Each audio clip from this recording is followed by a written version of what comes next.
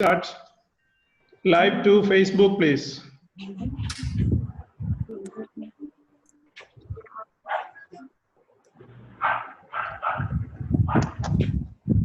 Once again, good morning to all of you. Let's have this session to be starting. Over to Susanna for introducing the panel members. Thank you, sir. Good morning to the distinct speaker of our webinar and dear participants. I welcome each of you to the international webinar on communicative skill, English skill for engineering students and faculty.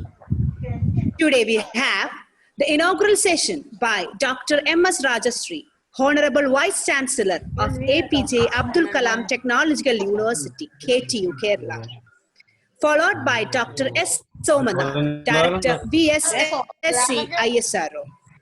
Then keynote speaker who is having industrial experience and academic background, Dr. V Bala, Professor at RG Kedia College, Hyderabad, and NIT Warangal and IIMA Alumnus. Lastly, the keynote speaker on today from industry, Engineer Arun Narayan from TCS Kochi.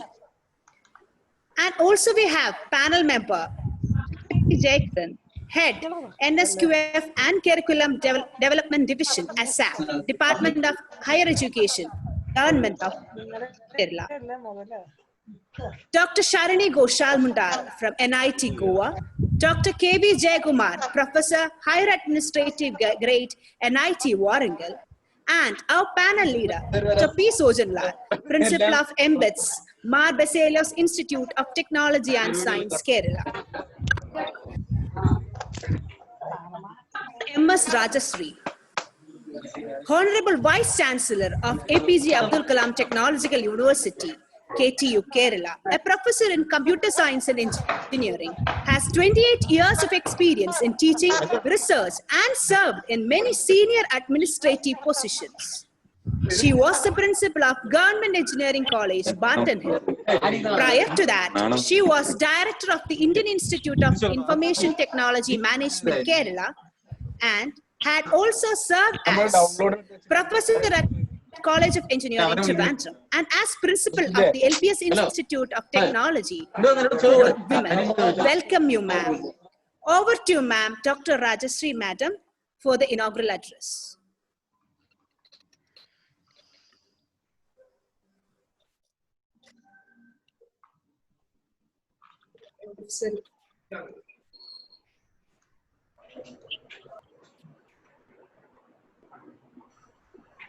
Good morning to you all. Good morning, madam. Good morning. Dr. P. Sojan Lal, Principal of Mbits. Dr. Somanath, Director VSSC, and also a member of the Board of Governors of APJ Abdul Kalam Technological University, Professor Jayakumar, Sri Arun, Dr. J. Kiran, the other distinguished panel members, faculty members, students, and ladies and gentlemen who are part of this workshop. So I'm very happy to note that we are holding such a workshop in a time when it is absolutely necessary. In terms of collaboration, in terms of education, in terms of research, and in terms of everything in life, we are embracing a new normal where we no longer see each other, but still we are able to go ahead with all our activities in life, including work and personal life.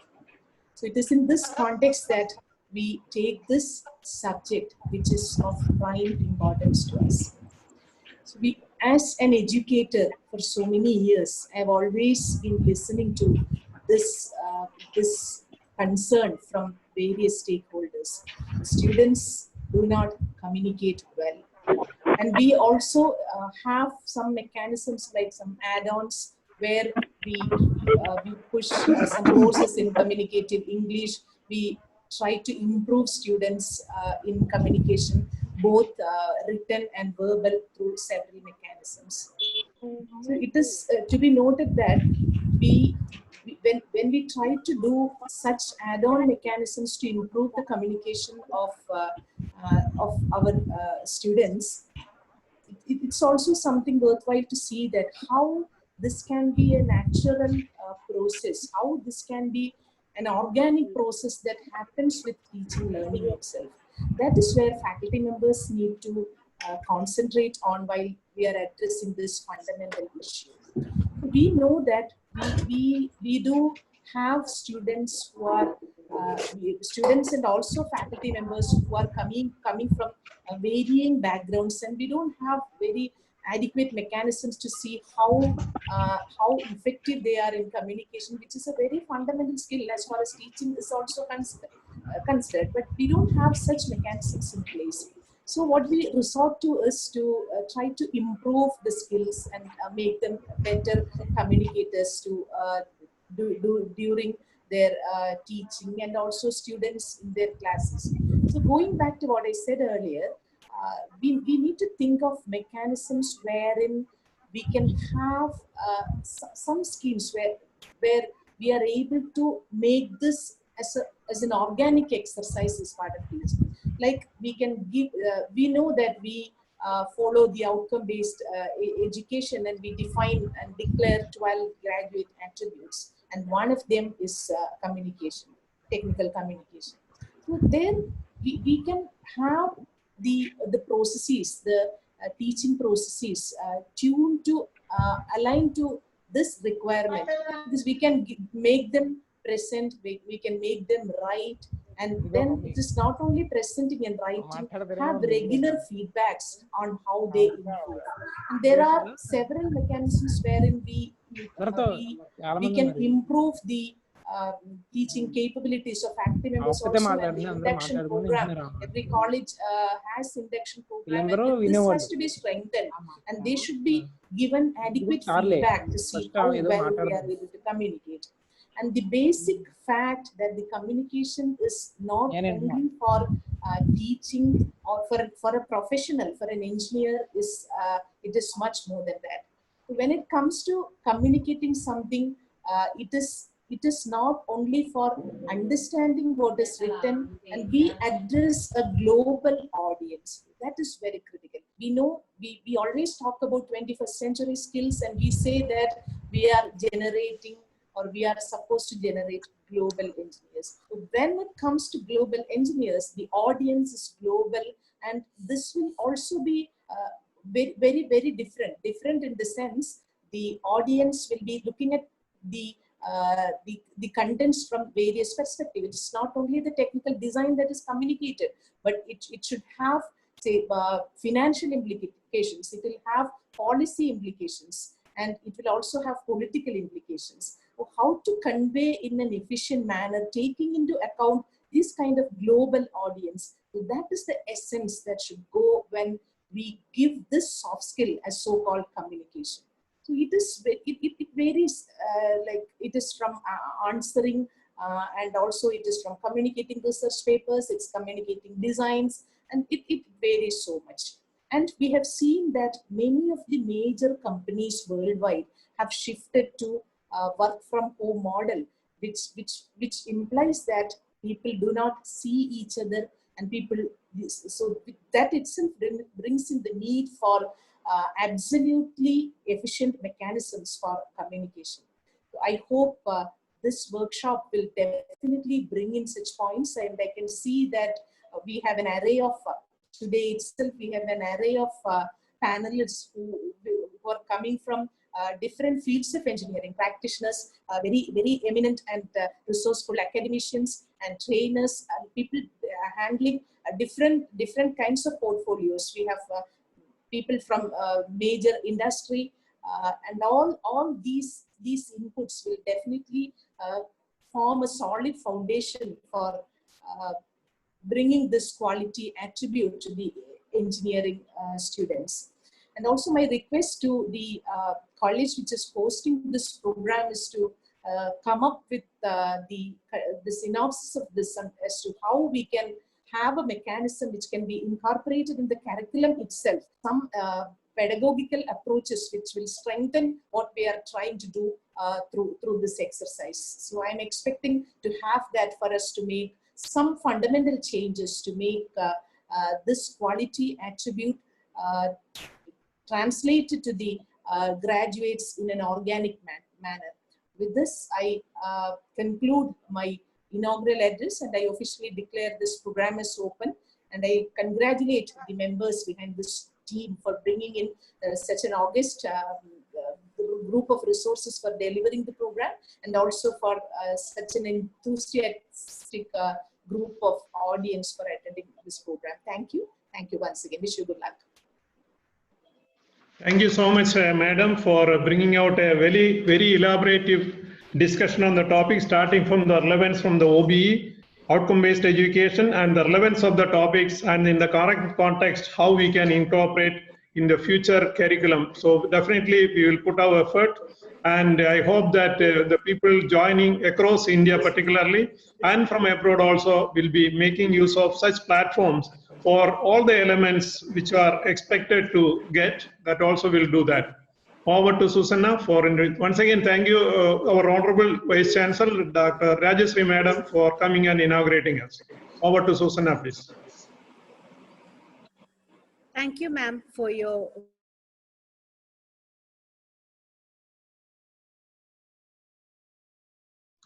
Susanna, you are muted. You repeat. Susanna, you are mute.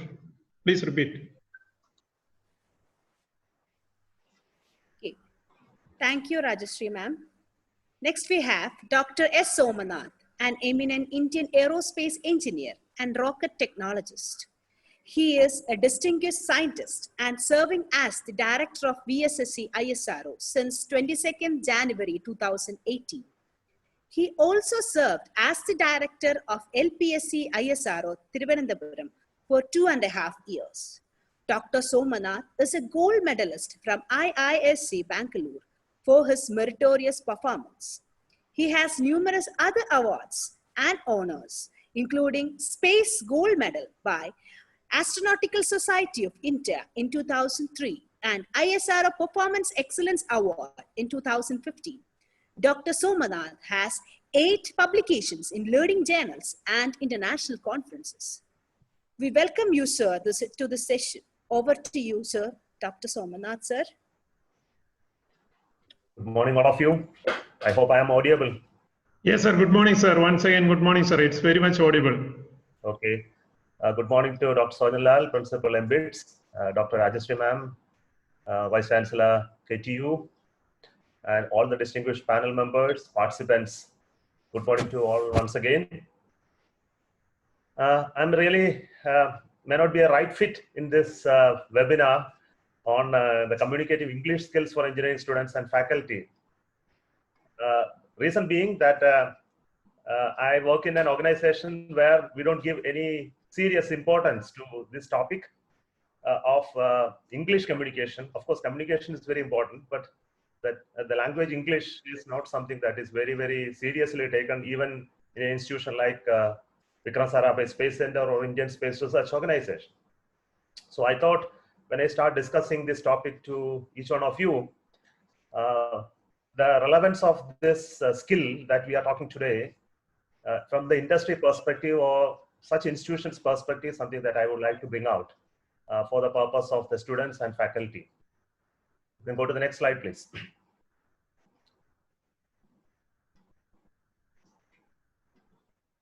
Okay, so I have been hearing such statements ever since I became an engineer. It normally say that engineers are very creative people, and the creativity and those type of outcome out of the creativity that only matters. Then why we are talking about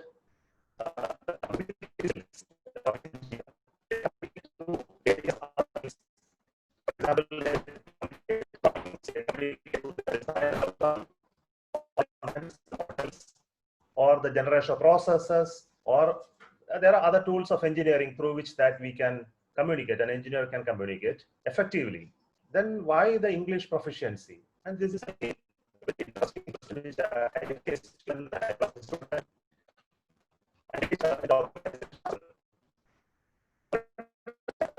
we discuss these type of things, let us discuss who are engineers and why it is so important for an engineer to consider his roles in various domains.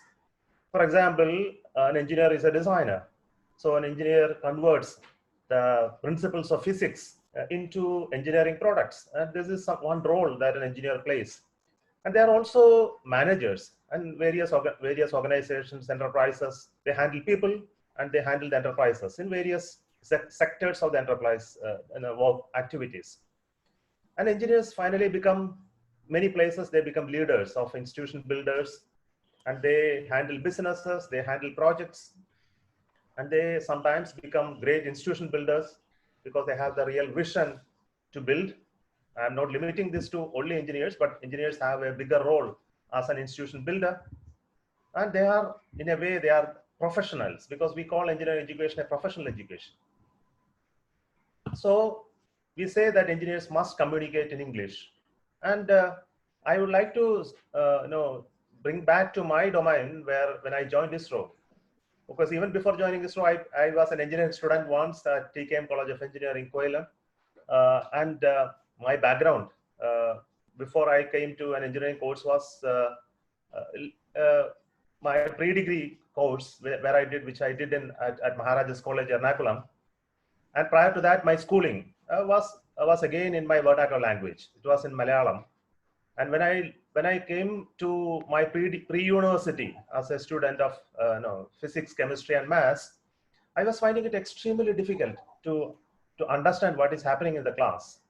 And it took quite a bit of time to align with the lectures that was happening in the college. And even while in engineering course at TKM, I can't claim myself to be very proficient in English or very efficient in communicating things through that language. Of course, we were good at studies because that the bases were set at that time.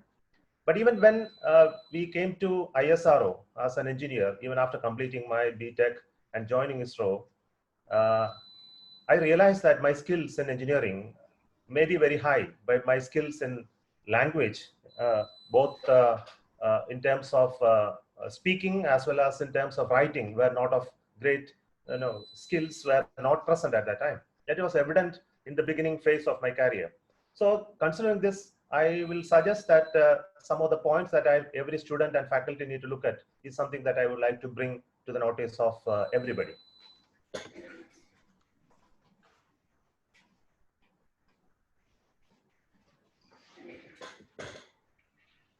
Can I go to the next slide, please?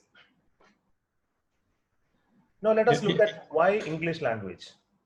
We know that in India, engineering education is through the medium of English at present. Most of the engineering institutions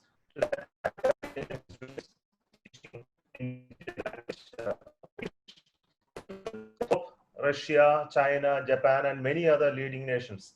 Their course is conducted through their language. For example, Germany or Russia, China, the engineering education is through their own language.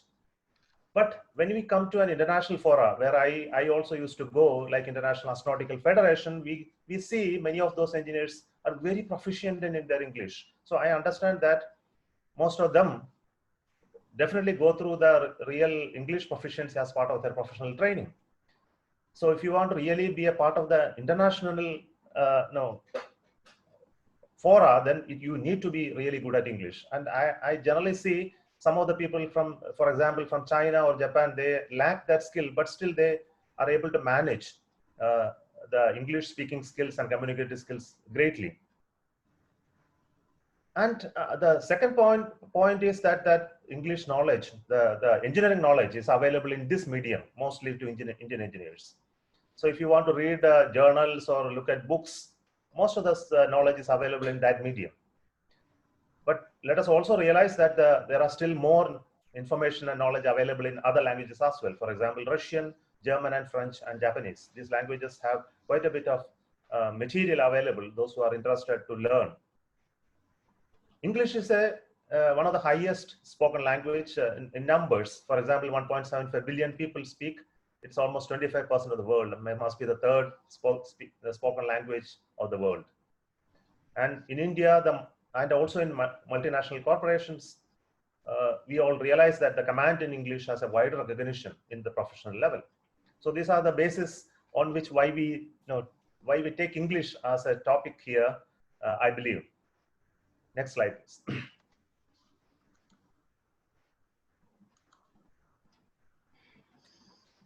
Now, why we have this topic at all today? Because we see that there is a deficiency.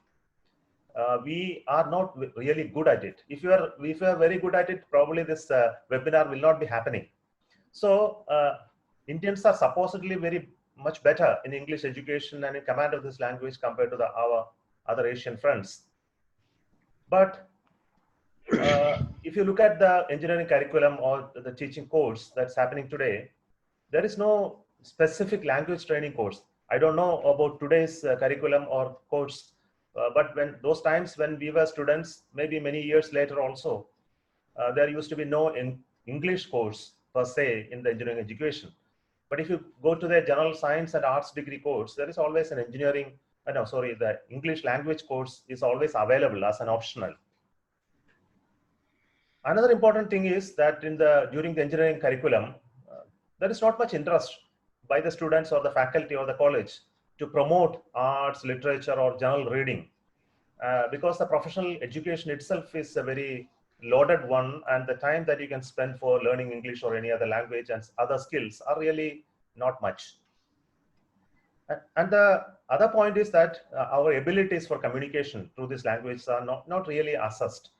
Not only the language, but also other skills of communication are not generally assessed in the professional level, because we are concentrating on the exam-oriented system. So there is a deficiency there. And the other point is when you talk about communication, which is really linked to the leadership as well as group activity, there is no credit for such skills that some of the students would have actually developed. So we look at the students' growth not from this perspective, but from the perspective of only the marks that is scored in the examination. Next slide, please. Now, when we talk about English skills, always that comes to my mind is the question of whether you have a skill in the domain that you are trained. For example, in the engineering area, and you have a great idea. You have a great idea, and then I'll compare with a great communicative capability. You don't have a great idea, but you are very good at communication. Which one will you say is something that is more important, a great idea or a great communication skill? So let us take the example of Dr. APJ Abdul Kalam. All of us realize, all of us would have heard about his books, read his books, and also sometimes had an occasion to listen to his talks. But we know that his command in English is not really great. He used very simple, common words, don't go into great phrases or styles. But we all realize his ideas are very striking. He's able to bring out those great ideas in his mind in some form to the public, to the students, to the teachers, and to the public at large. So his ability to communicate is really great, even without having a great command in that English language. And that is something which I want to tell you that really matters. So we know that ideas and thought process is very, very important. So as an engineer, as a professional, you need to have ability to work on your thought process and also to create ideas. But it is not enough that you have great ideas. And if you have to take people along with you to do things, as a team, as an organization, as a leader, then you need to take people along with you. For that, you need to have great communication skills. And for communication skills, language plays very, very important role. The idea must be presented to people in a way that they are able to appreciate it. So there comes the command of the language. And that makes a great difference between a successful person and a person with great ideas, but never able to tell what that great idea is to the public. It lies within him. So, in a profession, you will get opportunity rarely, those who are working in organizations and very enterprises, they realize that if you have to sell an idea or to meet an important person and then convey something, you won't get it every time. And you will get it very, very, sometimes you get it very short time. And you need to communicate and then tell these points to the to the person that matters in very short time. So you need to make that pitch, and that pitch matters in your, sometimes the fate of the organization or even your future. So your goals are achieved through that very short time communication. So if you want really to be good at these communicative skills, I tell you that the first capability that you need to have is a great listening capability and a great comprehension capability. So once you have these two, when somebody is speaking, you need to listen with great attention, concentration, and you need to understand what it actually matters. And finally, once you have these two capabilities, I believe that your thought process will be better, your oral and writing skills will also be better. So here, finally, that you will end up with a great oral and writing skills only if you have the first two, the listening and comprehension skills. Next.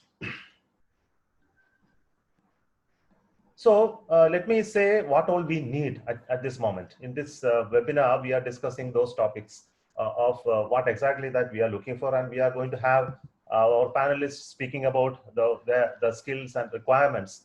So as an introduction, let me tell you that what my thoughts are as an engineering professional. We are all social animals. We have social commitment. We are trained to become engineers not for our own cause, but also for the society. So as an engineer, we need to look at the problems of the society, and we must develop an appreciation for the priorities of society. Unless we have this, we are not going to solve the problems of the society. For that, it's not enough that we learn only engineering. We must read widely in areas other than engineering during the professional course. So many of the people who have actually made an impact after becoming an engineer would have definitely, I believe, is through their wide exposure to the societal needs, wide exposure through their readings and skills that they develop much beyond their engineering. So I suggest that all students and faculty that they must read widely in areas other than engineering during their professional course or even during their service. We must also promote writing articles, journal and conference papers, conduct technical surveys, report writing, and regular seminars as part of the curriculum. Here again, I see a deficiency in the current system. Though we have some project report writing and some seminars for the seminar's sake, but it is not taken as a regular and a continuous activity in the teaching process to improve the skills. Of course, formal teaching of language skills during coursework will be really great, and I am sure this is happening now in some of the engineering coursework. Another important element of learning in skills of English communication is to listen to people who have given lectures. For example, some of the classwork can be like this. We listen to some video lectures of specific topics that we are learning in the college through the video lectures of professors from foreign universities. And after the course of video lecture listening, you can give assignments to the students to write down the ideas that have been communicated in that course and then submit it as an assignment. Similar exercise in the engineering coursework will really help people to listen to various accents, various styles of usage, and also the presentation skills will definitely improve once you make it as a habit to listen to such video lectures. And finally, if you really want to be good at your engineering English communication skills, you need to be in good company of people with good ideas, skills, and communication abilities. And I will tell you, as an engineer with a background in my vernacular learning, but not great in communication skills, I really built upon my ability being in the company of people with great ideas and skills. That is my organization. So this is where the development of skills really matters. So I believe that we are in the good company today in this webinar, and through that good company of those speakers that are there in front of us, I'm sure all of us will benefit and will skill it ourselves to become better communicators through the language medium of English. Thank you so much for allowing me to present my ideas and thoughts in this webinar. Thank you very much, Dr. Somanath, sir. And you have briefly explained to us that you started with the Malayalam medium in a very local school. You started joining with TKM College as similar to all the other engineering students. And also you could demonstrate that how the Europeans, Russians, Chinese, Japanese, all these people could do better, even though they don't perform well in their own English, but they do study in their own languages. So we studied in different languages across India as well as across the world. And the person of your background started with the local language, Malayalam, and you came to this position as the director of VSSC ISRO itself is a role model for all of us. And you have already demonstrated many of the methods which can be taken by the participants. Also, we know that more than 50% are teachers and 50% are the students. You can take up many of the examples as Dr. Somanath sir has already pointed out. And the last point, as he said, that be with the good people and we are in the right track. Once again, thank you very much, Dr. Somanath sir, for being with us on this auspicious day. And now we have the Zoom with 1,000 participants and the rest of the people are joining with the Facebook. And all the participants can see that we reached to the top 1,000 participants. Once again, thank you for all the participants for carefully listening. Initially, we had little bit of listening problem, troubles and all. It's been fixed. Thank you very much for staying us with us. And over to Susanna for the introduction of the next panel member, please. Thank you, sir. Next, we have Dr. V Barla, studied at NIT Warangal and IIM Ahmedabad. Then worked at ITC and paper industry for 22 years before shifting to academics and research. The latest addition in his DBA, Doctor of Business Administration from USC. Dr. Bala is the recipient of the UNO UPF Award, Ambassador for Peace. Dr. Venkat Bala is a continuous researcher with several publications to his credit, including the classroom experiments on English language teaching and learning in engineering colleges. Today, he is presenting one of his research works on classroom experiments. Welcome you, sir. Over to you, Dr. Bala, sir. Thank you, Susanna. Good morning to all. Dr. M.S. Rajasree, Madam, Vice Chancellor, Dr. S. Somanath, sir, Dr. K.P. Jayakiran, ASAP, Dr. Jayakumar, NITW, and Mr. Arun Narayan, TCS. Welcome to you all to this small presentation. And Dr. Sarani Ghoshal is also with us from NIT Goa today. NIT Goa, yes. Welcome to you, sir. Thank you very much, ma'am. And then let me go ahead with my small presentation. Before I show my PPT, I would request that I present a case study that happened at NIT Warangal long ago. There was a student from Telugu medium who came to NIT Warangal by virtue of his percentage of marks in mathematics and sciences. He joined first year, got bad grades, but then there was a roll on, so he could go to second year, that is third semester on. And in the second year, he felt that he would leave the course because he doesn't have communication skills, he doesn't know English, purely he studied Telugu medium like most of us, and he wanted to leave the course.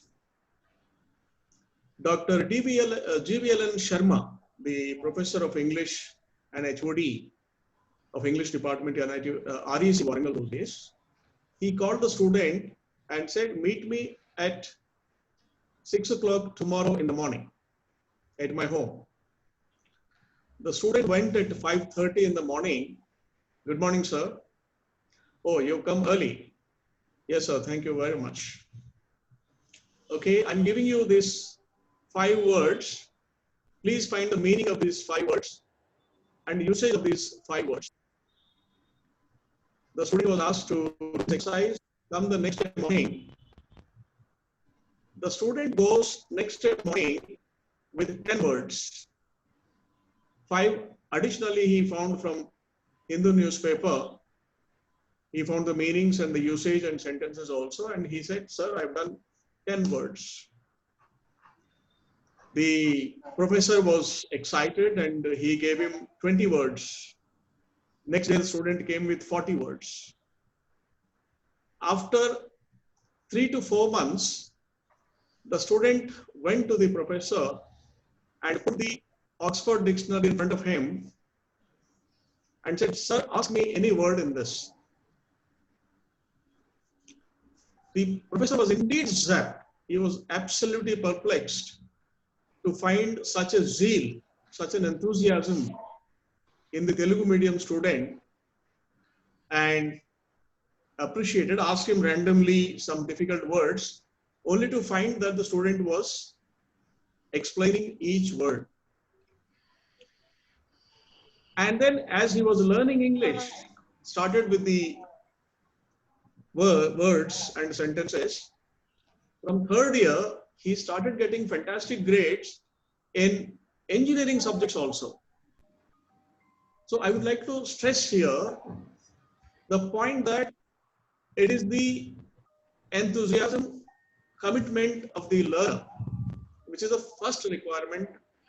And then once you start learning, it catapults. It goes like a chain reaction. You are intoxicated into English and you will do anything to learn that language. To develop the passion is extremely important for the, in our country, we treat English as one of the, it is not a mainstay engineering subject or a science subject, but it is there. In first year, second year, it will be there.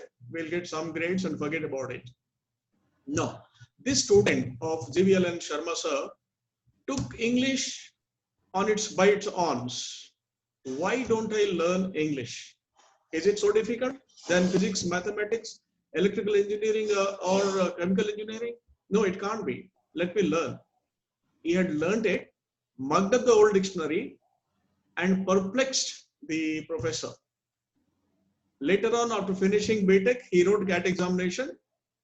In the CAT examination, in the English section, he attempted everything in half the time which was allotted. He came out from the CAT examination and told his friends that I have done everything. I am being selected for final interview, group discussion in the CAT examination. This is how it happens when the student himself or herself determines to do, like how a girl walking on a rope in a circus, she can't fall. She has to walk from this end to that end on the rope with an umbrella on her head. She has to go, or she will die. She will fall and die. It is that kind of a commitment this student has shown, and he was the only student to have been selected from NIT Warangal that year for IIM Ahmedabad. You will be surprised to know that it was me. That was, I thought I wanted to share with our guest audience the self-experience so that the juniors can be inspired, the youngsters get some inspiration with this kind of a thing.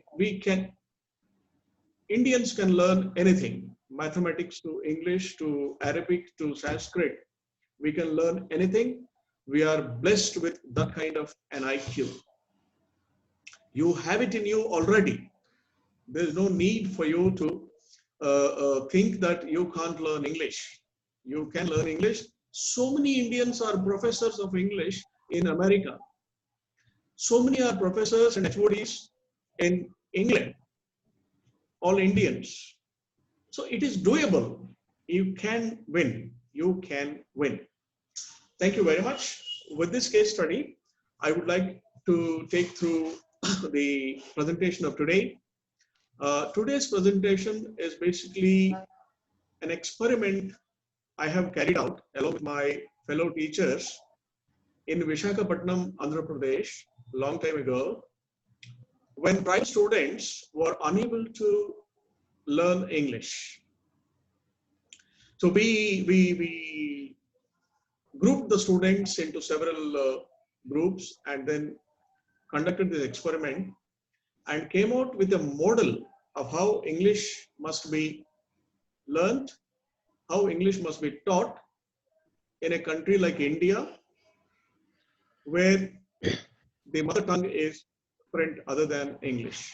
So for all such people, in all such countries, this message should be useful and this study should be useful. Therefore, we thought it is apt to present this study out here in this forum. Now, this study is about classroom experiments in teaching and learning of English for students in engineering colleges at Visakhapatnam. Now, welcome to the presentation, PPT. Now, the objectives were, we had 3 objectives: to identify the factors behind learning of English language by the BTech students. Number 2, to develop a strategy for effective learning of English over and above the LSRW traditional model. We will see how LSRW needs to be modified as an outcome of this experiment. And finally, to work out a new model in place of LSRW to suit the new age students. Now, the methodology we adopted was the classroom experiments. Student groups given questionnaire to identify factors behind effective and ineffective learning. And in the second part, student groups were given a questionnaire to respond for questions on LSRW and new models which students feel they are comfortable in learning the language. Now, we developed 2 hypotheses to prove or disprove this experiment. The hypothesis number 1, there exists a significant correlation between some specific underlying factors and effectiveness of learning English. In my learning English also, I always had some difficulties, some strengths, some weaknesses, which I always had. I was looking tacitly for somebody who can unlock those inhibitors so that I can learn English. Of course, I broke out myself.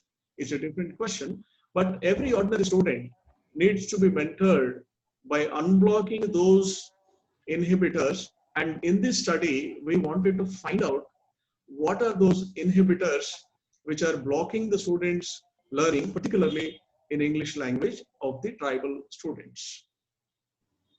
And we also had the second hypothesis that the said factors, once you identify the factors, we can weave them into a model of teaching and learning English in place of LSRW, because the LSRW learning, speaking, reading and writing model, which the English teachers have adopted over the decades in this country, we feel we have not been able to teach English to Indians.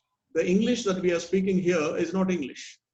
If you go to London or if you go to America, the English you will find is a language of sounds. Here we treat it as a language of words. We speak every word. There they speak by sounds of the words.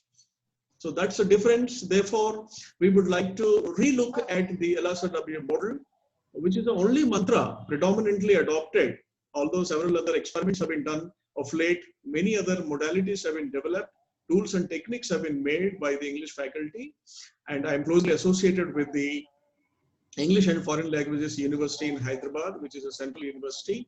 My friend happens to be the Vice Chancellor.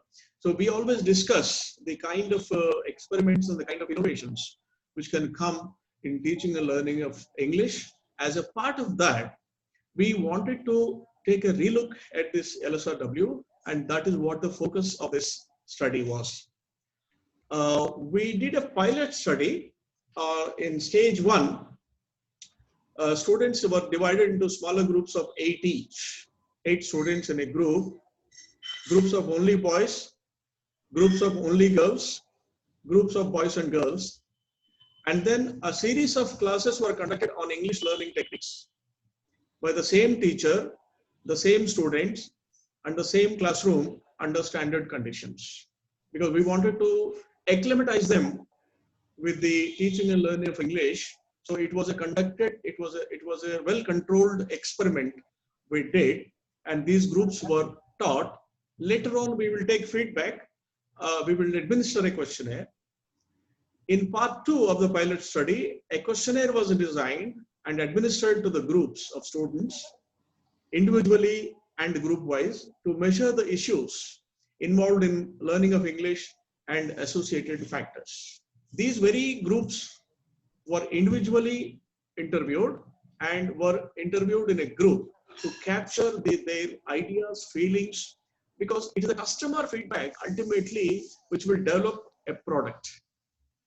Otherwise, a good product cannot be developed. Therefore, we did this pilot study, and this pilot study gave rise to 10 factors. You call it inhibiting factors, or you call it enhancing factors, or influencing factors behind the teaching and learning of English. I will read out them for you and then go across each factor. The first one is confidence within. As we looked at the case study of the student who zapped the professor by mugging up the dictionary. If you mug up 5 pages per day, 2 pages per day, 1 page per day, which is very easy, and in a year, how many pages, how many words, how many things that you can learn is enormous. So that confidence, I can win. That confidence is very important. Then a lot of tribal students had, in our sample, we had people with financial hurdles. They can't buy books. They can't have access to internet or a mobile phone. And these difficulties were to be deblocked. And we had students with a lot of different background. A student has to go to the coolie in the morning, go to the coolie on Sundays, earn some money for the self and for the, and then during weekdays, he or she would attend the classes. So their situation is different because parents see them as source of earning to sustain the family. They don't mind, students don't mind. It's a pleasure to be a part of the family and to contribute to the family. So the parental upbringing is very important. A lot of students did not have educated parents. So therefore, the contribution from the parents to the academics of the student was practically nil, except allowing them to go to school during the weekdays. Then peer group cooperation, other students, fellows who are sitting with you behind and before you, along with you, make a lot of difference in learning of a particular student, more so in English. Then we had teachers giving special attention. Even I went for special classes in NIT Warangal. When the evening classes were being conducted, I used to go myself because I studied in Telugu medium. Self-motivation, developmental opportunities through English. Let me confess in this meeting today that although I studied engineering and management, my success was predominantly due to my language skills, which I have learned through effort. In ITC company, if a good report was to be made, it is Dr. Venkat Barla. I was not doctorate by then, it was Venkat. If a good speech was to be written for MD, chairman, it was Venkat. So once you acquire these skills, your promotions, your evaluation, as Dr. Somanath sir was telling, becomes much easy. And I found that in my life. And today, if I'm able to speak before you in this seminar, it is because Dr. Sojan has recognized my language skills. He would always ask me to do a trial. So it is important that the language, and particularly English, is extremely important for the success of every person, be it engineer, doctor, or actor, or collector, or conductor. It's very, very important to be able to communicate in different languages. Then we have English as a bridge for developing knowledge in other subjects. As I already mentioned, it became easier to learn chemistry. It became easier to learn mathematics, Laplace transformation, or heat transfer, or mass transfer. Because the sentences, the words, the construction of meaning, the interpretation became very easy Therefore, learning was very easy of that engineering subject. So that's how it helps. And number 9, English as the bridge for integrating with better students. You're the darling of everybody if you know good English. They would associate with you. They would call you for a cup of tea. They'd give you prizes. Faculty will like you. And you are the cynosure of all eyes. Therefore, do learn English. Now we have the last point, which is governmental intervention. I would feel over the years, I also felt that government is making a lot of efforts to see that particularly in English, in governmental schools, the language teaching and learning is improved. And there are a lot of funds allotted and things like that. But then we find it's not very effective. And in India, the learning of English has been an idea. And we have to find some miracle, some better way. Of course, we are better than Chinese, no doubt about it. That's why the IT business, software business is coming to us. We are better than Africans. We are no doubt about it. But we have championed, Indians have championed the world in many, many fields with their communicative skills. So we can still do better. So at this stage, when the whole world in the internationalized, in the globalized scenario, language and particularly English, which is the lingua franca of the world, the connecting language of the world, it is important to learn, and we thought we would bring some inputs into this domain, and therefore we have done this experiment, and this paper was published in Language India, which is a peer-reviewed journal, and this was one of the best paper about it. Now, for the purpose of time, I would not go into data analysis. I would not go into mechanics of the study and so on. But then what we came out, finally, I would like to present. We analyzed LSRW model, as I said, listening, studying, reading, and writing.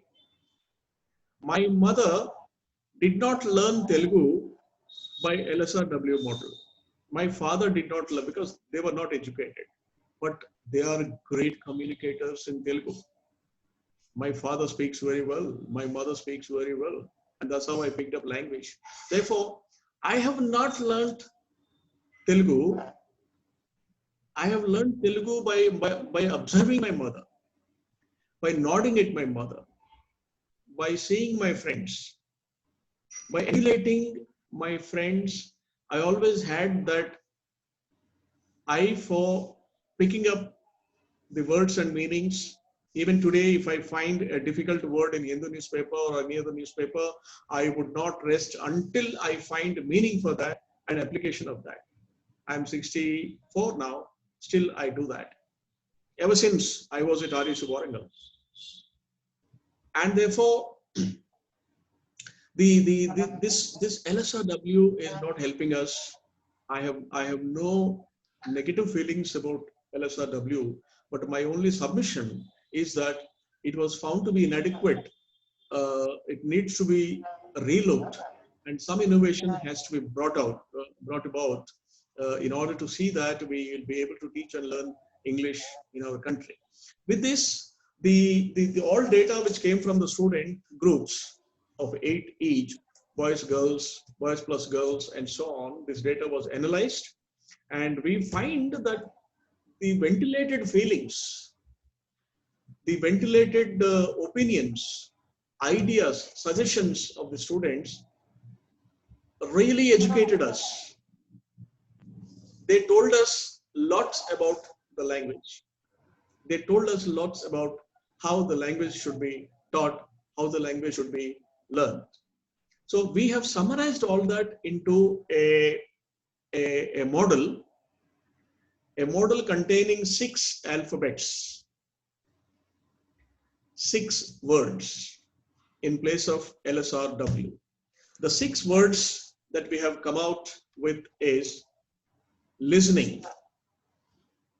The earlier model had learning, LSRW had learning, but this one we have said listening. as you are born as a child, the first thing, what skill that you had is how to listen. Can you listen?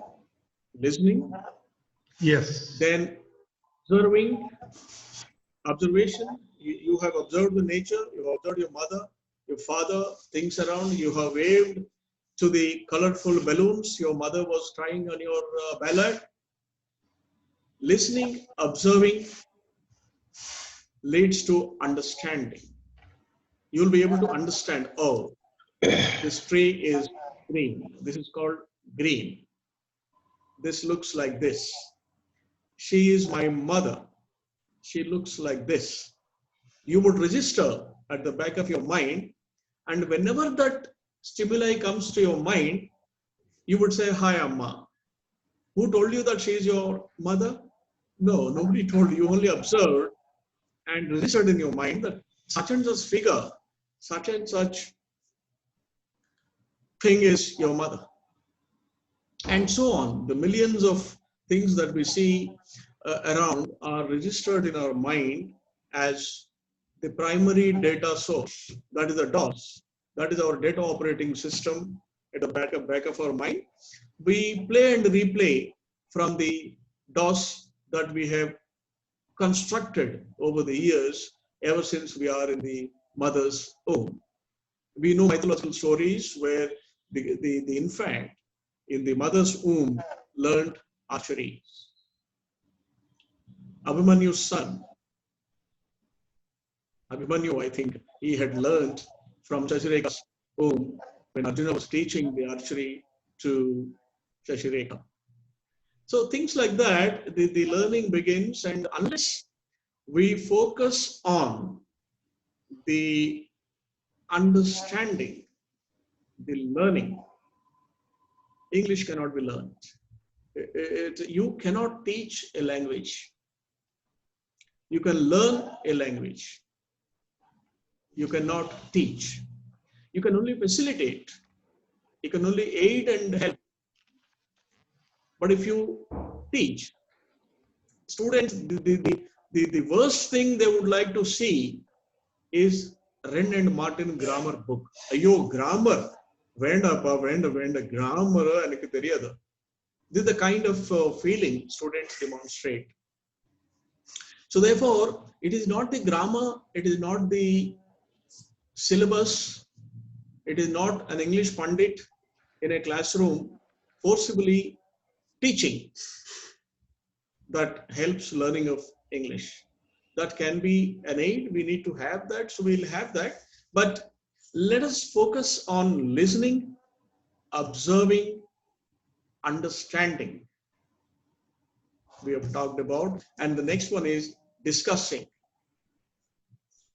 Unless you discuss, you will not learn. You must create forums. You must create student buddy system. We have in Visakhapatnam, we have created a buddy system whereby a good student and a not so good student are coupled together in the hostel, and they would discuss, and a strict norm that only English, even if it's broken English, you must speak English. So the not so good student of English would observe the good student, would learn from the good student, because he has no fear of the classmate, whereas he has fear of the teacher. So therefore, when the teacher teaches, he would become a machine, or he would become a bottle which is being filled. But when he is learning from his fellow mates, he is silently picking. So the teacher has to facilitate, teacher has to create these kind of opportunities for the student to learn. And the biggest thing is experiencing. An education without experience is no education. Somebody has defined education as what remains in you when you forget everything you have learned. I don't remember a thing which I learned in NIT Warangal today, but there is something in me that residual part, that experience, the way GVLN Sharma moved about, his eye movement, his lip movement, his pronunciation. Similarly, other teachers, my mother, it's all there. That is the experience. Can you promote the experience? Have you ever, as an English teacher, have you ever looked at enhancing the learning experience of the student? Instead of making a PPT and completing your syllabus, have you ever called a student and discussed and shared how a word should be pronounced, how a sentence should be made?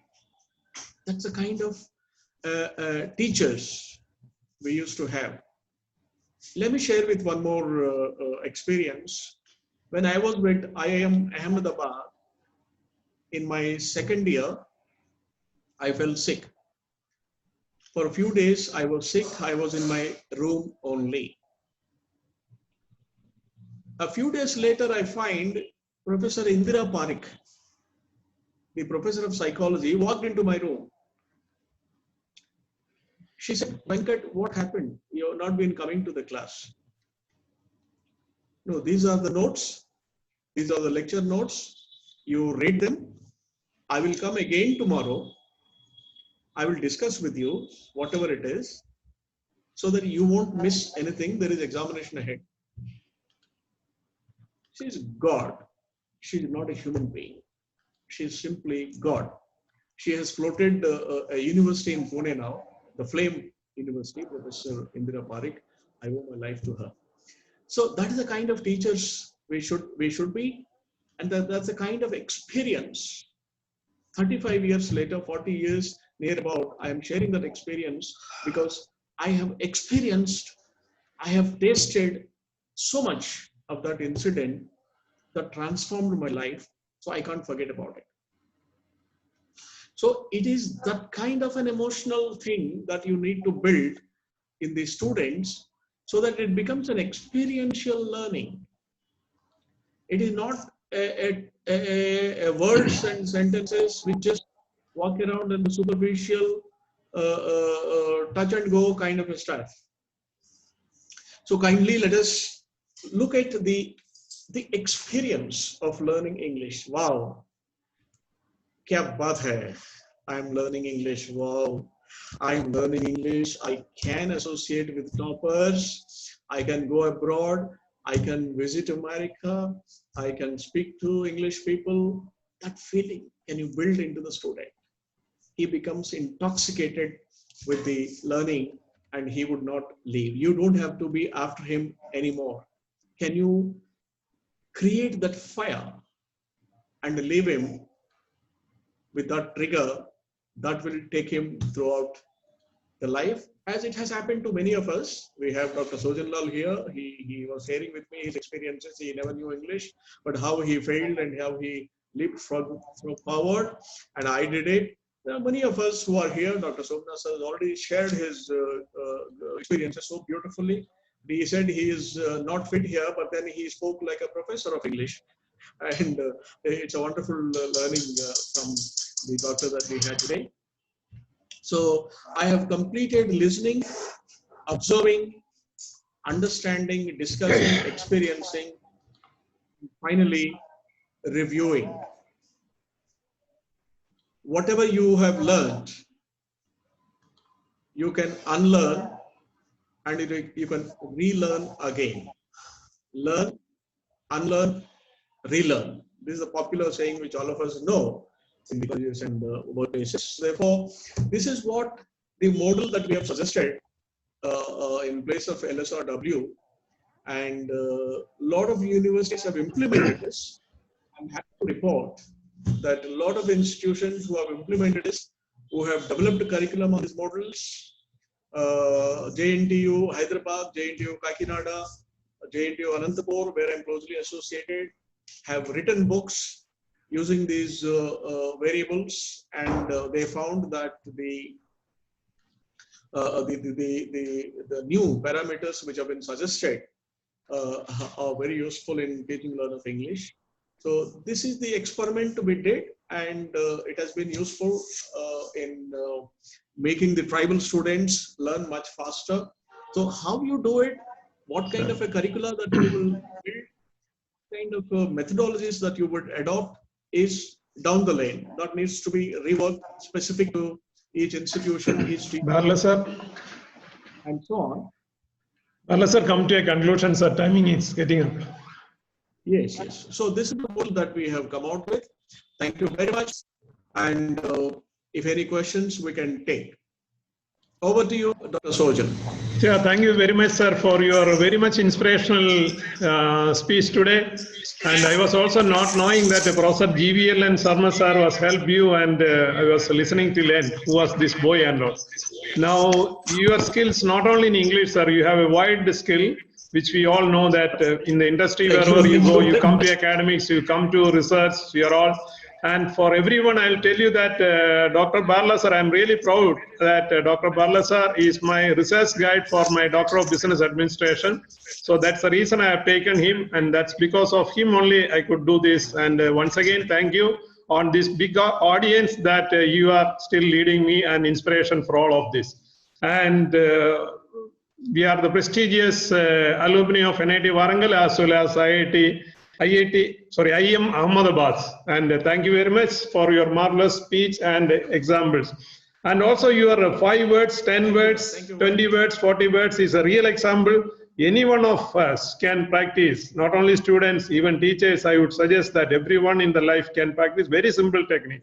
And we are going to listen a number of techniques with the following speakers. Over to Susanna for the introduction and continuation of this.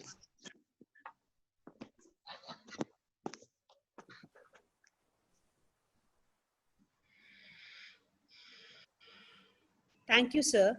Next, we have Engineer Arun Narayan, Delivery Owner, Banking and Financial Services, Tata Consultancy Services Limited, TCS, Kochi. Completed his BTech in Production Engineering and Management from NIT Jamshedpur and his Executive Postgraduate Program in Management from IIM Kolkata. Engineer Arun has 17 plus years of experience across software development, pre-sales, business development, and software delivery leadership. He has predominantly been heading engagements for banking and financial customers in US and Europe. He had headed key technology merger programs from New York and Chicago, while also setting up delivery center for key arrangements in Mexico.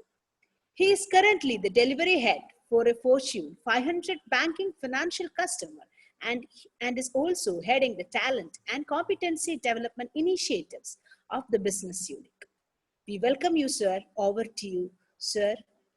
Engineer Arun, sir. Hello, am I audible? Okay. Yes, sir, very much audible, sir. Please go ahead. So you can start this one. Meanwhile, we'll set up the presentations. No problem. Yeah, sure. Anyway, good afternoon.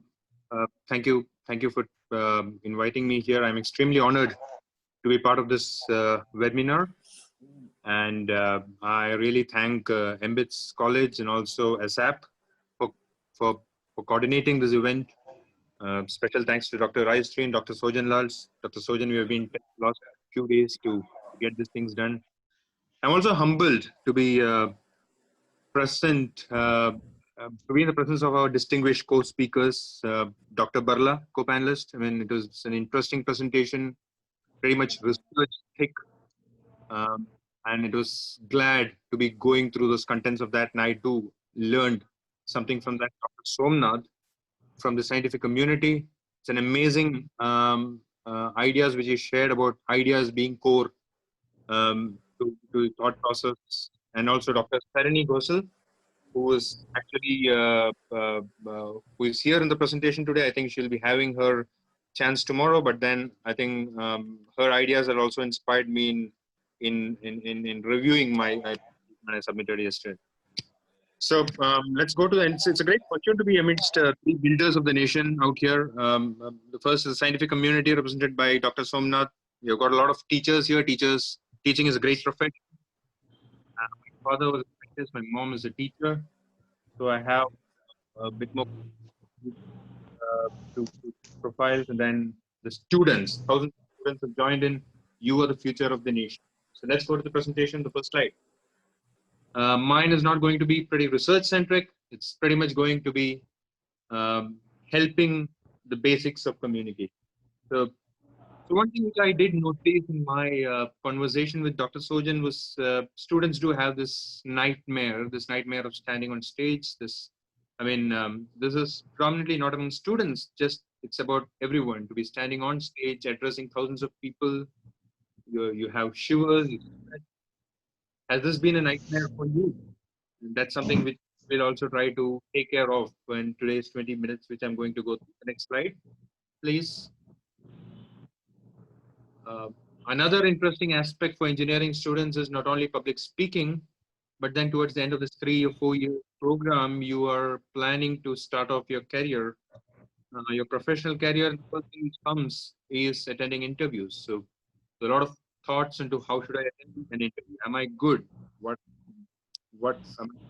I'm speaking, is it correct? What is the panelist expecting from me? What is the industry expecting? Right? So there are a lot of thoughts and a lot of confusions in everyone's mind, and that's another aspect which we'll be checking today. I think these are some of those things which we're disturbing you. I represent the industry. I'll bring in a bit of thought process, what we look at, what we do, what we expect. So I hope that helpful to some of you here. The next. Right in front of you, you have some famous personalities. Can you identify them? You have Winston Churchill, Barack Obama. You have Swami Vivek, famous for his Chicago address in 1981. Barack Obama, an ex-president of US. Martin Luther King, John F. Kennedy. What is common amongst all of this? You have Jawaharlal Nehru, first prime minister, great speaker, a great writer. You have Oprah Winfrey, a person who was doing a lot of talk shows, a motivator, a speaker, and herself. Nelson Mandela, Africa's answer to Mahatma Gandhi. A great leader, a great speaker. Abraham Lincoln, who had communicated to masses and led the great movement in the United States. Your prime minister, our previous prime minister, Atal Bihari Vajpayee. We also have Denzel Washington from the actor space, and then in the end we have Steve Jobs. All this 16, 1 to 3, 12 pictures, you have just one presence from technology, one presence from engineers, that's Steve. So what is common? What is common among all this? Great people, great speakers who are being able to communicate amazingly. The words have surpassed their ages. Many of them are not alive. Some of them are, but they're out of the office. But still, you remember the words. You remember them as great speakers. You remember them as people who have communicated amazingly with masses. The question is, do you want to be like them?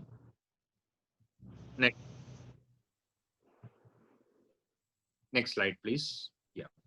And also, interestingly, these are certain faces which you might be knowing. You'll be knowing Zuckerberg, you'll be knowing. These are certain people who have been comfortable with communication. You have Joe Biden, who is standing as a presidential candidate for Democrats in the US. He was a vice president under Obama. You have Marilyn Monroe, a great actress. Bruce Willis, a great actor. These are people who have excelled in their profession and had stuttering and stammering. Albert Einstein, a great thinker, a great scientist, an introvert. Tom Hanks, great actor, won so many Oscars. He's a great actor, but still an introvert. Your Buffet, your great industrialist and investor, but known to be introverts. Zuckerberg, Facebook, which we eat, we dine, we live on. The mastermind of Zuckerberg, known to be an introvert. Do you need to worry about communication? Is communication just about speaking? Is communication just about what you saw in the previous slide? Is it just about standing in front of masses and an enthralling audience of thousands? Or is it something beyond that? As an engineer, do you need to be worrying whether you have the ability to influence thousands? That's the question we're going to look at. And also that's the question we are trying to answer. We'll go to the next slide, which carries the photo of a great personality.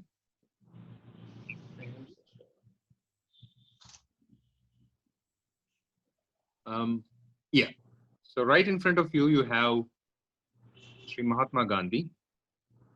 He had been one of the greatest leaders this world has seen, the greatest person who brought in changes, but he was a self-proclaimed introvert. He was shy. He did not communicate much with people. Did it stop him from being famous or from getting his outcomes? I don't think so. I think we still revere him. He's beyond the Nobel Prizes. He's beyond awards which India or the world give him, right? So let's get into what actually constitutes communication as far as an engineer is concerned, as far as a technocrat is concerned. Technocrats rule the world. We say, how are you going to rule the world with the communication that you have? Let's go to the next slide. So there are three aspects of communication which we'll touch base. The first aspect is interaction. Say interaction. Is interaction just about interacting with people you know, about your classmates, about people in your same department, in your same college, in your same... Not entirely that. Interaction is also about interacting with people of different disciplines. This is a world which is getting ever more complicated. There are more professions. When you step out, you're going to speak with people of different geographies, different professions, departments, different skills, different levels of the society. You'll have supervisors, workers, you'll have vendors, you'll have customers, you'll have government, regulators, interacting with people of different disciplines is what actually interaction is. It's not just about opening up to people you know. Having interaction in your pocket is one key thing. Initiation. What is initiation? You're never going to have every data or every information with you. You're going to ask for data. You're going to ask for information because only based on that you want to make decisions. Initiation is nothing but your ability to open up, to ask questions, to ask for information, to get information from people you don't know, to get information from, it might be sitting in a class, there are 60 people in the class, there are 59 students who have understood what the professor has said. You're just the one person who's not able to nod your head. But still, initiation is the courage to raise your hand and to go to the professor and say, sir, I think I did not understand a single thing. I'm sorry for that. Can you? That skill, that courage from the very beginning, which needs to be inculcated right now in the classrooms, because you have nothing to lose in classrooms. It's just those 60 people around. But it's that skill which you need to have, which you take forward your 50, 60 years ahead of you to help you. Interaction, initiation. Third part about communication is listening. When I speak to you, when I look into the screen, I'm actually reading the comments which are coming through and I'm changing what I'm speaking. I'm changing my tone, I'm changing my presentation because I see to listening is a great aspect. If you don't listen, you lose the context. Think about it. You're standing in front of 4 people. There are 2 people discussing about how the rain is going to be. And you're caught up in your thoughts. The third person has started talking about COVID. And then you start responding about rain. You might be saying a fact. But if you're not listening, if you're not attending on what is happening, you lose it. People stop listening to you. Right? So I think these are the 3 aspects. Interaction, ability to interact with people of different disciplines, your initiation, your ability to ask open questions, and be in context. These 3 things together is going to make you an effective communicator. When I say effective communicator, it's not just about speaking. You might have seen photos and pictures of great speakers or people who are enthralled audiences, right? About thousands of people. It's not about speaking. Let's go to the next slide. When you are an engineer, let's go to the next slide, please. Yep. When you're an engineer, is it just about speaking? It's just about oral communication? No, it's also about technical writing. You're stepping out of the college, you're getting into an industry. It might be a software industry, you might be in automobile industry, you might be in the chemical industry, you might be in services, you might be into sales. You have two different perspectives of communication. There is a technical writing part of it, and there's an oral communication part of it. What is it that is in industry? I am an evaluator. I do management evaluation rounds of ACS, and I do look into exactly what you're writing in your CV, how you're structured it. And I get whether you're good in communication. So technical writing. How do you write your emails? Precise. Do you bring in the content with, you make it short, clear? That makes a lot of sense. White papers, you do a lot of white papers while being in the industry. It depends from industry into industry, but then you also do a lot of product documentation. If you're in software, you try to create document of the products, software products which you create. How should the documents be? Who are the audience for these documents? Are it going to be layman? Is it going to be a mobile phone which is going to be used by a layman? Or is it going to be a software which is going to be used by a trader?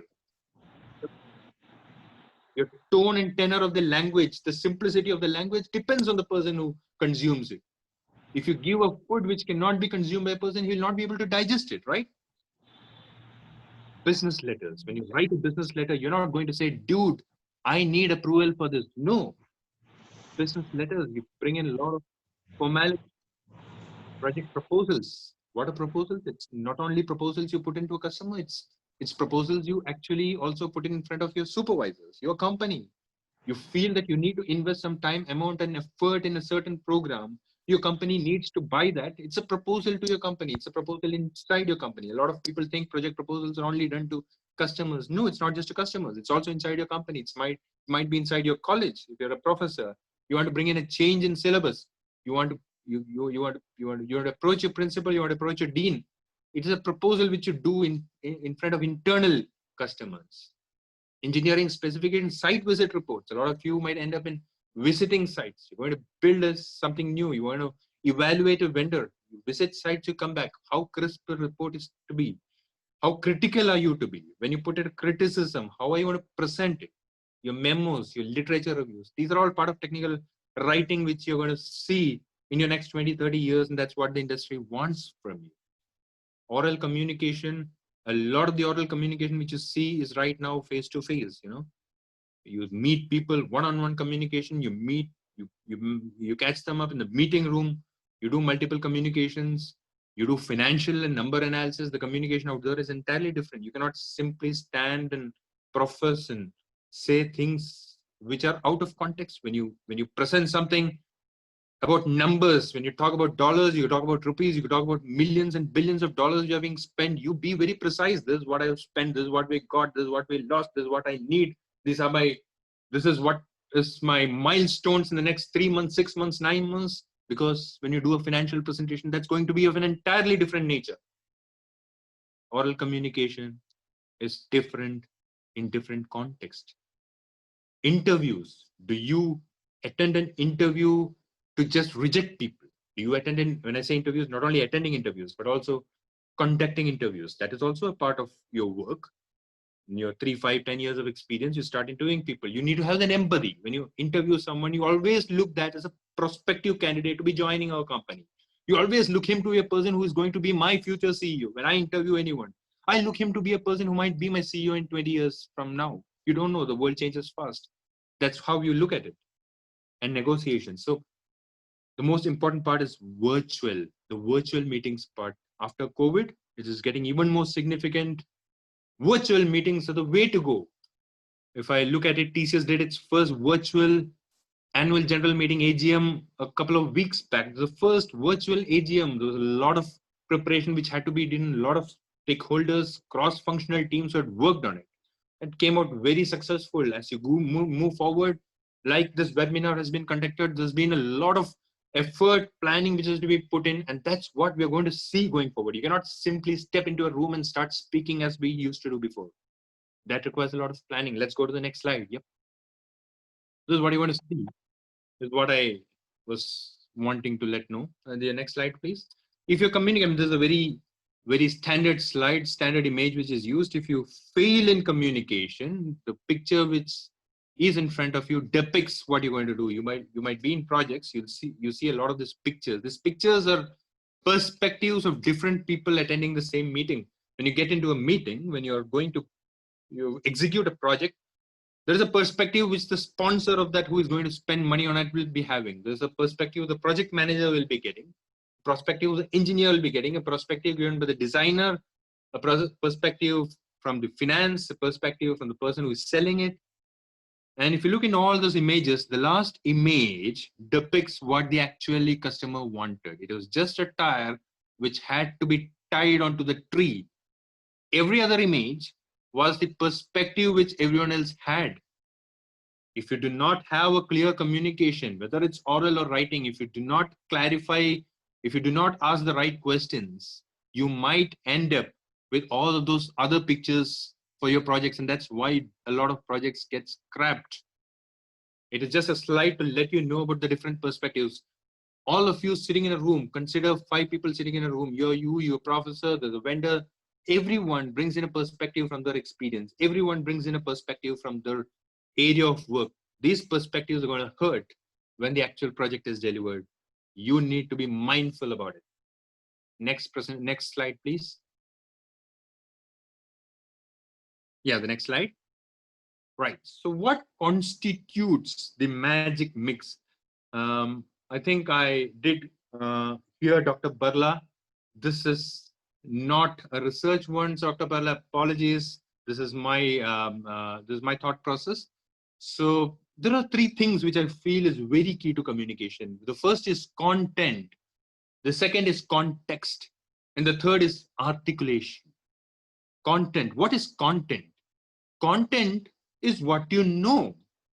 Context is about understanding and behaving and responding in the way you should. And articulation is the effectiveness of doing that. Let's get to the next slide. How do you build this? Content, context, and articulation. Next slide, please. I try to put in minimum words and try to have maximum pictures. How do you build content? All of you know. Content is built by reading. Read as much as you can. Read newspapers, read magazines, read technical papers, read textbooks, read editorials, read whatever you can get. I mean, I don't say don't read WhatsApp messages, don't read social media stuff, read it, but balance it out. Read whatever you can get. Even in trolls, when you see something, read the content of it. Try to understand what is being told. Read letters, read books, read autobiographies, read as much as you can, read 1 hour a day at least. Read multiple types of content. Don't stick to a single type of content. Read and watch TV. I mean, I don't say don't watch television, but watch programs which gives you a lot of content. It might be National Geographic, it might be whatever it is. You might watch news, you might watch discussions, political, social, cultural, whatever it be. Read and watch and read and watch, and that's going to build in content. And this content is going to be in your brain. Don't think that 80% of this content is going to be lost. Mind me, 10 years down the line, when you're speaking with someone, your brain will find a way of pulling this out and putting it out to you. Don't worry about it. Don't worry and think that these are not going to be. Start reading now. You might read things which I mean, economic times, when I started reading, I hardly understood a paragraph of what it was. When now it's an easy thing for me now. Just go on reading. Content. If you have content, is it sufficient? Not probably. I told you about people speaking about weather and then moving into COVID and then you getting stuck up, right? So context. How do you build context? You have to be a great listener. That's what that first image says. Be a great listener. Second thing, discuss. You just listening to discussions on TV, reading would not help. You have to discuss with people, have to discuss in small groups, have to discuss in large groups. When you discuss, that's when you realize that people do have different ideas. That's when you start to realize that when you talk about something which is not correct, there are people who respond, there are people who start showing signals as if they're not interested. That's when you know that you need to change the tone, you need to change the content. You have to discuss, you have to be in active discussions. Discuss with as many types of people. You don't need to discuss with the same set of people again and again. Discuss with maximum number of people you can. Discuss with your professors of other departments, your friends in school, college, wherever, have your social media friends. Discuss on variety of topics. Discuss. The third part is a person carrying a frame. Do not carry a mind frame, a frame of mind. You should be flexible. Don't get stuck to a frame of mind. Don't get stuck to an ideology when you discuss. Don't be judgmental. Because you might have content, but the content won't flow out if you're unable to adjust. You know, you have 10 people discussing about COVID and you feel that COVID is going to bring in a lot of problems to the world, but those 9 people who are discussing are actually putting in valid points how COVID can be controlled. You will still be stuck up in your judgmental thing. You're going to say, no, this COVID is going to be a big problem. You're going to have crores of people who are going to get impacted. There won't be jobs. You are going to crib. You're going to be stuck up in a discussion which no one would want to listen to you. Adjust yourself. Don't get stuck in a frame. Be flexible. And the last is wear a thinking cap. When you have the content in your brain, you are not a tape recorder or a CD to be just reproducing the content. You're not just going to just put in your memory and just play it when someone asks you to play. You need to have a thinking cap. You are a rational person. You are a human being. Think hard, critical thinking. What is the content which I have which is useful? What is the content which is scientifically validated? Is this content just humor? Is this content just satire? Should I be taking it out in this group? Content is important. If you have content in context, is it fine? Or what is the next thing? Articulation. Of course, speaking is important. Of course, standing on stage is important. But then when we saw this great leaders standing and speaking in front of stage, that's when I asked you that question, is that the only thing which makes an engineer? No.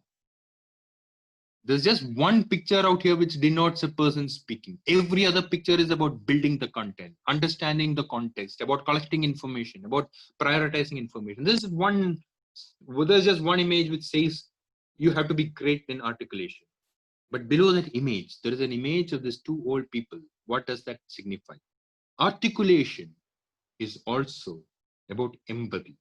Articulation is also about honesty.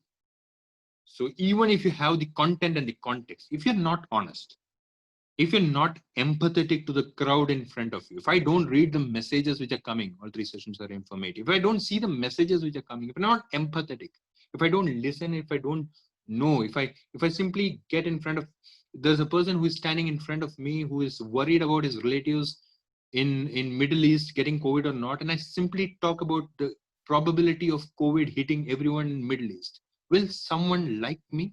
Will someone appreciate my communication? No, I have to be empathetic. I have to understand what they are in. I have to understand what point of life they are in. They might be struggling. I have to be empathetic and I have to be honest.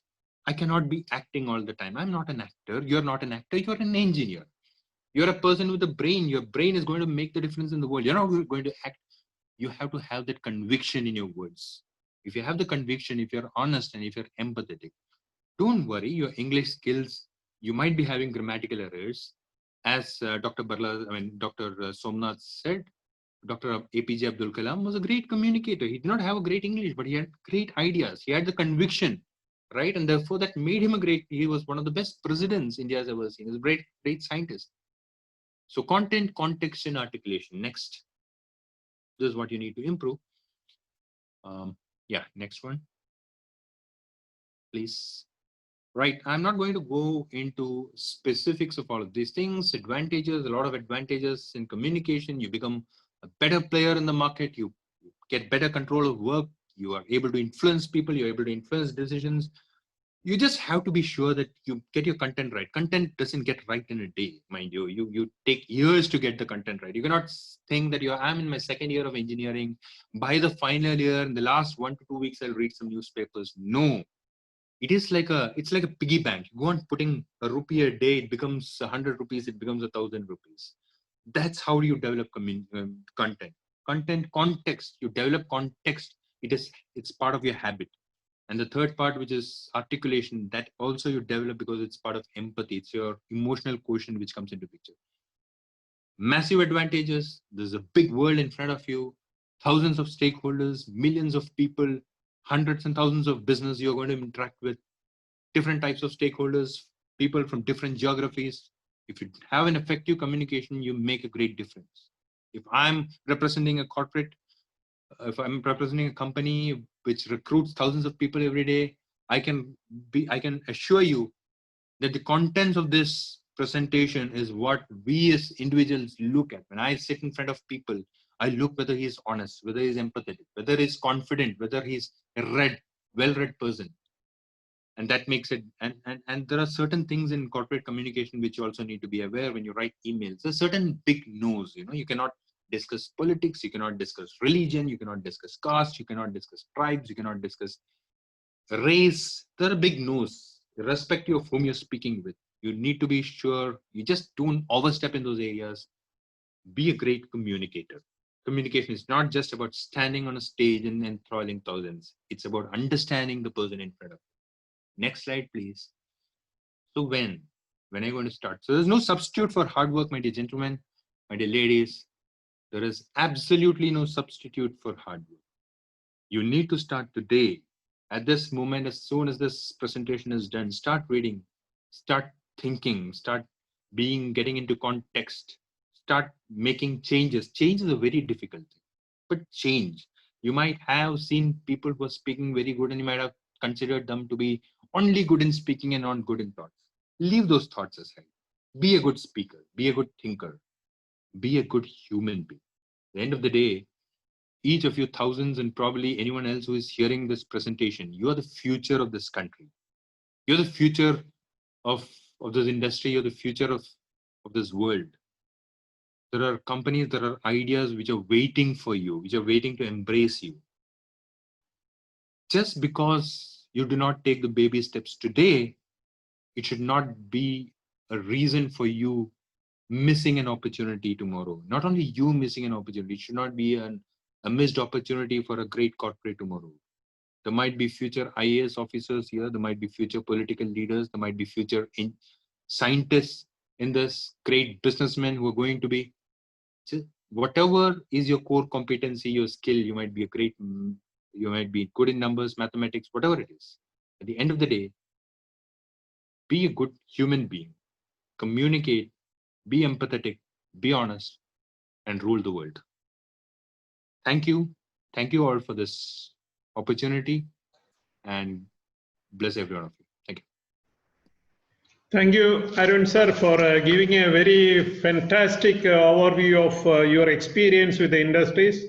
You are also touched upon many of the issues which normally the industry is facing. The critical thinking, problem solving, context, articulation, all these things are very exceptional. And also you are talking about various strengths and what are the things we need to do in the industry also, it's very clear. So it's really a wonderful session. Now we'll go for the question and answers. Or the audience, you can either raise the question in the chat box so that our team will be asking to this, or the people, meanwhile, we'll take 1 or 2 questions live from the people who are raised the hands also. So, Shamha, you can unmute and ask the questions if you raise the hand for this. Crystal?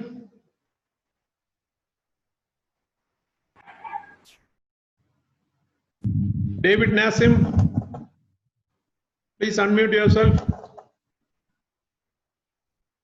David Nassim. Yes, sir. Oh, Crystal, yes, go ahead. Yes, sir. Yes, sir. Yeah, go ahead. Good. Sir, good presentation. Any questions, please? No, sir. No, sir. Okay, thank you. Anjana KS, any questions? Meanwhile, you can put your questions in the chat box so that our team also will be asking to the panel. Anjana KS, please. Because I am seeing your hands are raised, that's the reason. Thank you. Sir, may I ask a question? I am Preetham. Yes, what's your name, sir? Preetham, sir. Yes, please. Sir, I want to know why is that in India there is no standard English assessment exam like IELTS, TOEFL to check the English skills?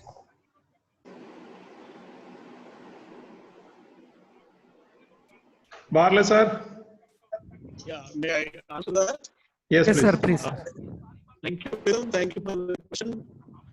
We have already available. We have ILTS already there. Apart from that, there are quite a lot of examinations for English language conducted by different universities. The need for having a national level examination for English, but already have, after all, the students who wish to abroad, the students who wish to take skills in the language would take TOEFL or ILTS or take the other university level examinations and get the certification. Apart from that, any national level examination, we can not only नहीं चूतिया है वो अरे वो चूतिया है वो तुम्हें बना रहा है examination like we have CAT examination.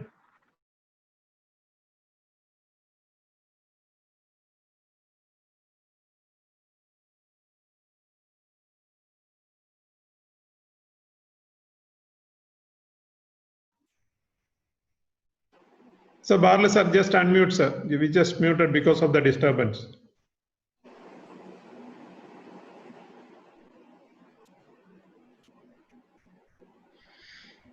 Yeah, please go ahead, sir. Yeah, anything Dr. Sarani would like to add to these questions? Still unmute. Dr. Sarani, please unmute. I have a question to Professor Barla, sir. It was a wonderful presentation. And I just want to ask one thing. As he mentioned two models, the first one is LSRW, and then he goes to another model that is called Louder. Okay, now I just want to ask his take on this, that if we change it, if we improvise it to LSRW plus P, because P stands for perception, if I make it like this, then P can include U, E, R, and D can be clubbed with S, because discussion comes under the umbrella of speaking. So what is his take on it? Yeah, wonderful. That's a good observation, Dr. Sharani. I'm so glad about this particular observation. We'll take it forward.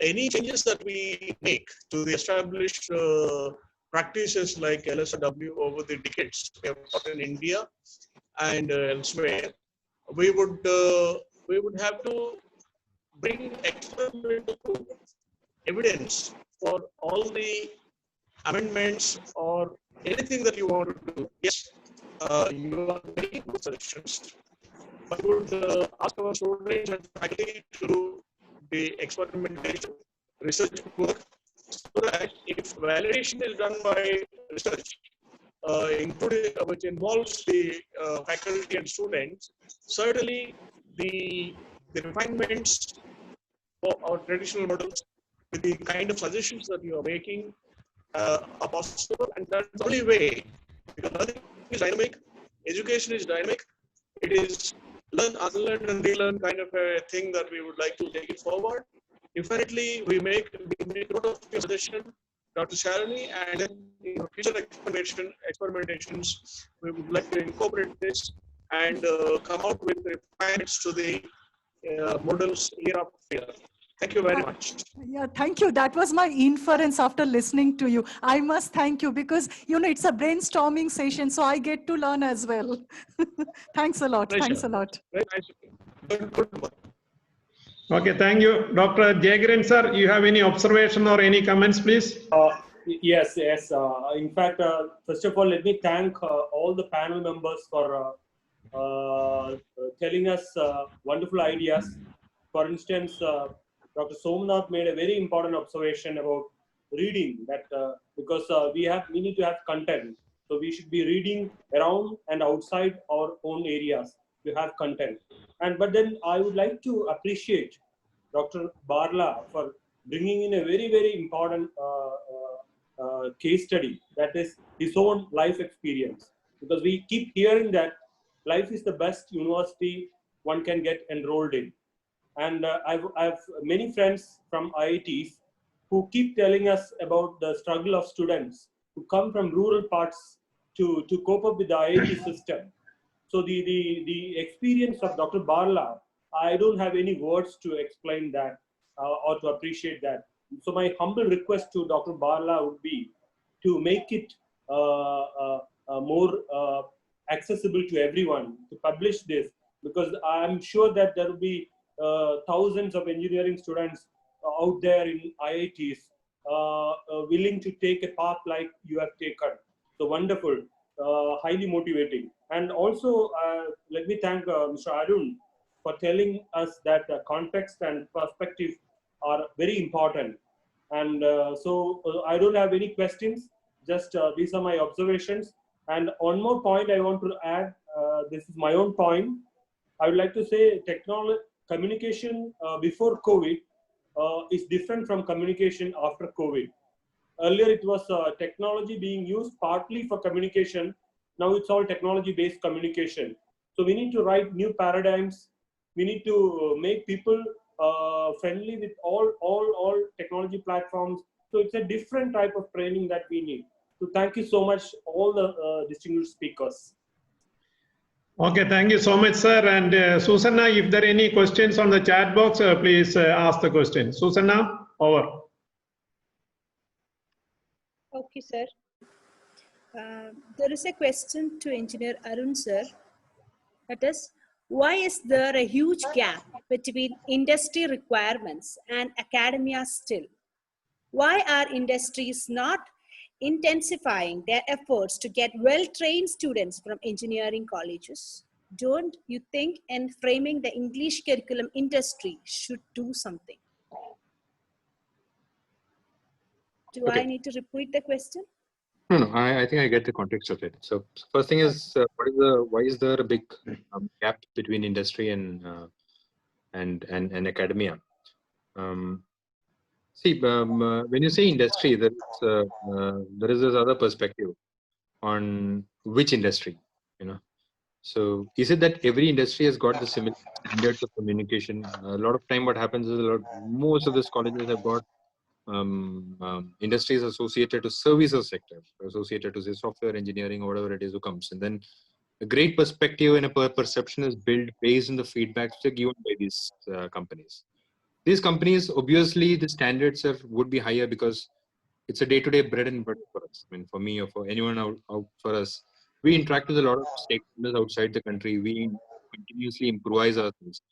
And it's not that people in the industry are great writers or grammarians or whatever it is. It's just that we are used to conversational English due to the job construct. If you any other industry which doesn't have too much of this communication thing happening, and if that industry is 80% where the recruitment happens, you might not even see this sort of comment coming there. So first perspective is the bridge between industry and academia is not predominantly between every industry and the academia. It is just the service-centric industries who may be wanting a larger amount of communication which is happening. And the way to manage the way to have this bridge gap is one, of course, the syllabus. There is a limit to which the syllabus can be changed. You cannot change the syllabus every 6 months or a year. The best way is, of course, to have better academic interface programs by corporates. So there has to be a better interaction and interface between corporates. So, for example, if I step and get out of my office and then address students, and that actually helps the students. It's the same way if there is someone from my peers in other industries, or whatever it is, who comes across and starts speaking a lot more with students, there might be a better perspective, better understanding of what's prevailing. So that is the best way to bridge it. Spoken English or grammatical English or run in Martin or whatever the structural forms of English which needs to be improvised. I think people in academia teachers out here are doing great work in ensuring that those constructs are right. Those are the basics, those are the pillars, those have to be right. There's no point in skipping that and thinking about how do I speak like an American, or how do I speak like someone from British, or how do I speak like Shashi Tharoor for my, if you may say.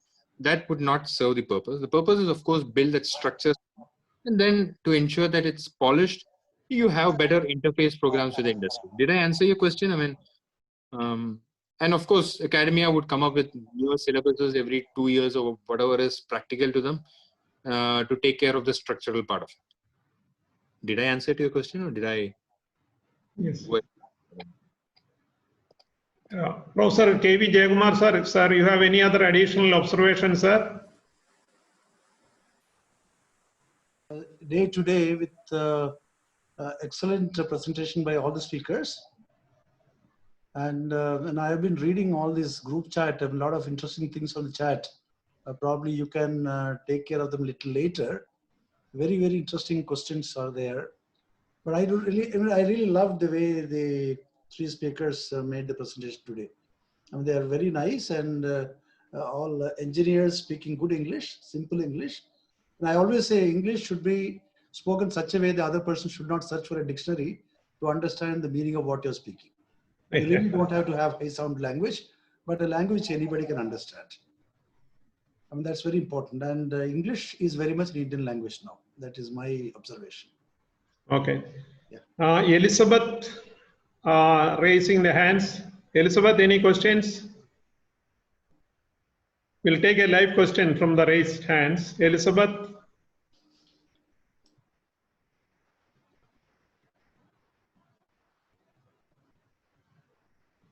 Susanna, over to you. Sir, Next good question. afternoon, sir.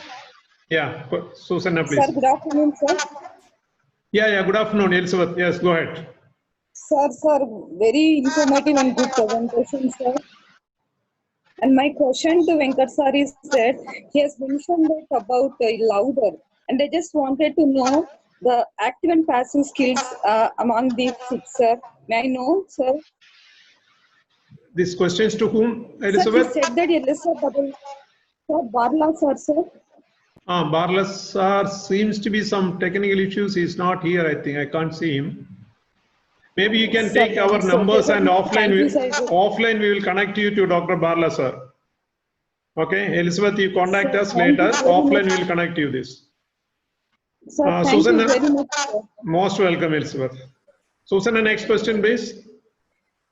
The next question is, as a native of Telugu state, how he can learn and observe English language and speak like a native English speaker?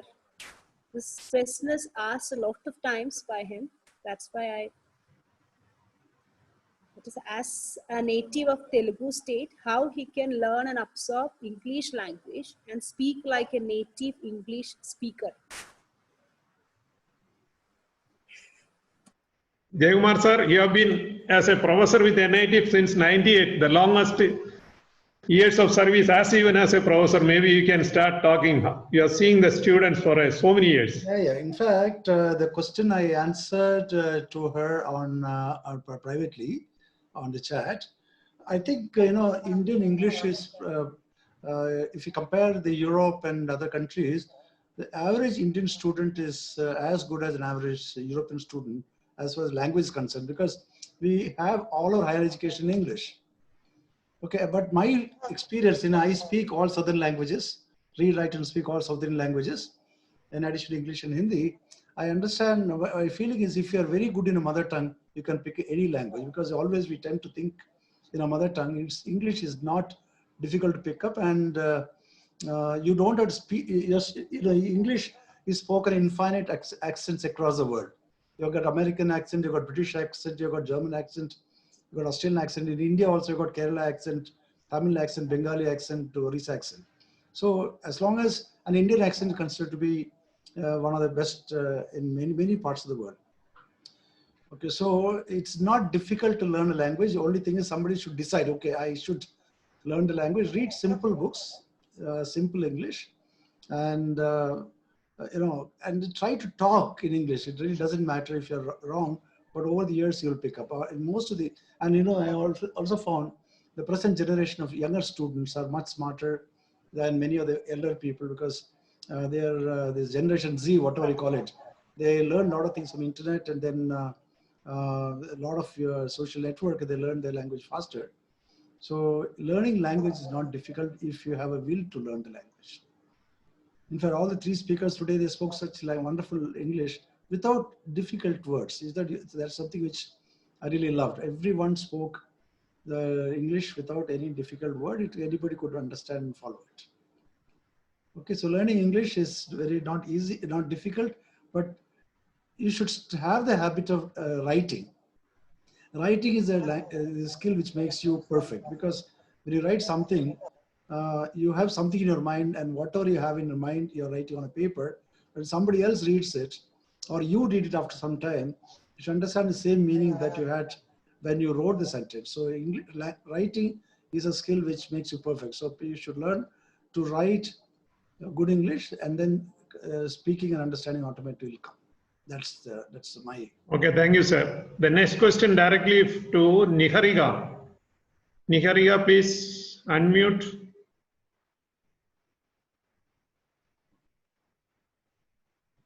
Or next on the line, Barun. Yes, Niharika, go ahead.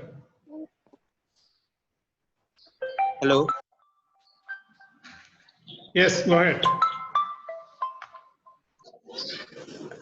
Sir.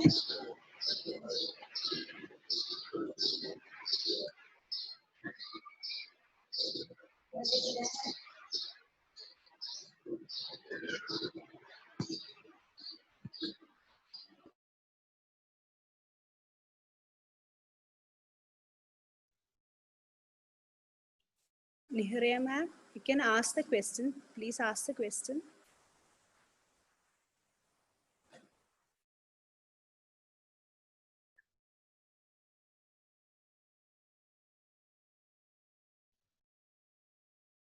Okay. And meanwhile, okay. Okay, you can ask the question, ma'am. I am a student in Pragati Engineering College. I'm studying BTech first year. I want to how you start your journey in English speaking fluently.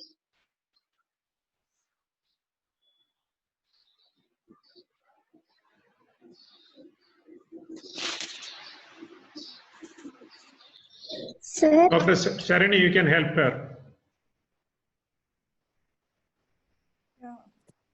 Hello, can you please repeat the question? Because I was writing answers on the chat box. And she was asking, she's a first year student. Yes. Yeah, how to pick up English and first year English, first year engineering student. Okay. So maybe some guidelines to pick up English. For picking up conversational English, the first thing you have to do, buy a few comics books. In comics, the language is used, that's conversational English, and it is very easy. And initial 3-4 days, you have to check the meaning of those words, because it may happen that if you don't have any background, if you have studied throughout in the vernacular medium, then comics is one way. Second is that start watching movies with English subtitles. You can take up cartoon shows, not the Hollywood movies. In cartoon also, small sentences are written in simple present tense. So that is also another way of picking up English, that small sentences, daily usage, conversational sentences are there in cartoon and comics. So these two are the first step, and after that you can go for the advanced level, like a Hollywood movie or a journal or a book or something. But to start with, comics and cartoon. Did you get it? Sharini ma'am, that was a good answer, and it will help a lot of students who start their journey in English. Thank you, ma'am. I think she is satisfied with that. That's a simple technique for all, I think. Everyone should start doing that. Yes. Okay, next question from Barun, B-A-R-U-N, Barun.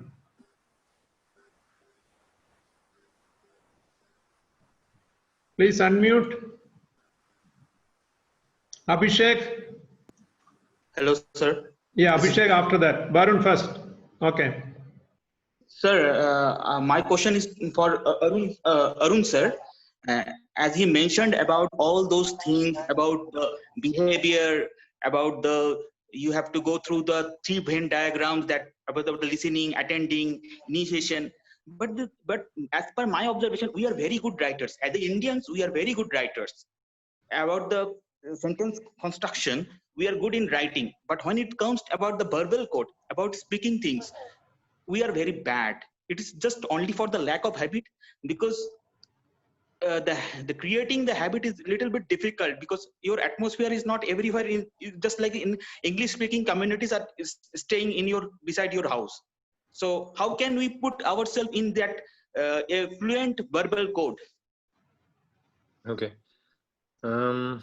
See, practice is important. First and foremost, when you talk about speaking, there's always a lot of this feedback that how do I pronounce things correctly? So I'm from Kerala. I will have a bit of Malayalam in my English. There will be a bit of Marathi in the English spoken by someone in Maharashtra. So tone and pronunciation will definitely carry your basic language which you speak. I don't think we need to be worried about that. I don't think we need to anglicize ourselves to the extent in which we speak an American or an Australian accent. In fact, if you try to fake an accent and you go outside India, people think it's easy. So be very natural. The only thing which every time when you think about improving your pronunciation, improving your tone, is when you lose control of what you're speaking and you lose focus on what you're speaking. Because end of the day, speaking becomes a lot easier when you're able to think through and deliver. If you put your thoughts on the quality of English and the quality of grammar, you are never going to deliver. Okay. So pronunciation, I think it's the last thing. You may be able to put down a few of those pronunciations which are sticking to you, but then never try to imitate any other language or any other pronunciation, American, British, or whatever it is. So that's one key thing. One key aspect is do not aim to be like someone who is America, or UK, or Australia. You just be yourself. Being yourself helps in confidence, and once you're confident, you'll speak. Second thing, as you mentioned, when you speak, you don't have people to speak with. There are technologies right now. I have not used that. I know of people using technologies where you can speak and then things speak back to you. But predominantly, what comes into context is the crowd. Okay, because in college or in your locality or wherever it is, even if you find 1 or 2 people who are able to have a very good dialogue or able to understand that you are going through a process of improving your language, you have to be pretty genuine and straightforward and humble about it. This is what I want to do. I intend to improve my communication skills. Let's speak in English for a few days, at least for half an hour. If you're able to put it forward in a very humble manner, and you're able to be true and honest and empathetic about what you're saying, I think there'll be a lot of people who will agree to that and will be speaking. You don't think that people will not agree or people will laugh at you, and you will also be able to find people who will be able to help you with it. So everything is about, I think everything comes down into intent, things come down into honesty, things come down into things which are very natural for you. If these 3 things come into space, you will be able to attempt, you will be able to practice, you will be able to find people, and you will be able to aspire things which you can do and which you should do. Now, this is my perspective. I mean, we have academicians out here who will have a more structured thought. This is what I have experienced from various interactions I've had with different cultures. And also, Dr. Somanath sir, you have an excellent experience within the industry as well as you traveled across the world and met with a lot of nationalities. Maybe you can also summarize on that question. Thank you, Arun sir. Thank you. Somanath sir, you can also have your experience sharing because you interacted with a lot of nationalities, traveled so many places, and also you worked in a very much ISRO with lots of people. So you can answer to that also. Sir, your sound. Okay. Some technical problem with the sound. Okay.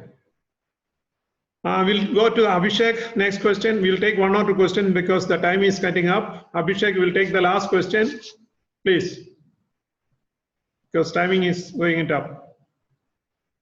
Abhishek.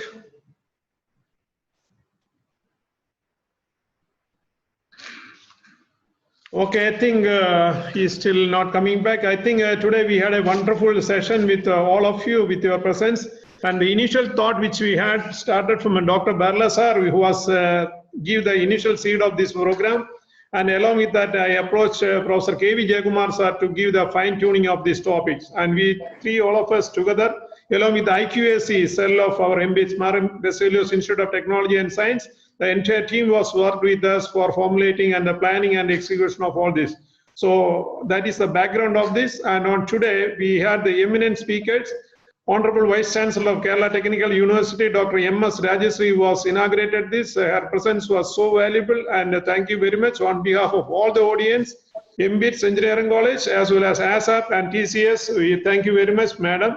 And Dr. Somanath sir, in spite of all his busy schedule, he was here with us. And also in many programs, webinars which we conducted, Dr. Somanath sir was finding time extremely, and again, yesterday, I think he was worked very late, and I think at 1:30 only he could share the information. And I know that the interview process, everything was going on in spite of all these schedules. You are always with us, sir. Thank you very much for inspiring your details and everything. And on behalf of everyone, we'll thank you, sir. Then Arun Narayan, sir, you spent a lot of time. We had lots of interaction, training sessions, interactions and all. You made this live from the industry side. It is very wonderful, sir. Thank you very much. Dr. Sarani Ghoshal Mundal, and not only on today, a couple of days before we started our interactions and all, and that was really helped us also, even on fine-tuning our own slide for today. And again, please watch out for tomorrow. Dr. Sarani will be coming out with a very fantastic experience. I am sure that not only for engineering, that will be really helpful for all the communities, irrespective of whether you are a teacher, whether you are a student. Watch out for tomorrow's sessions. Once again, thank you, Sarani Ghoshal from NIT Goa.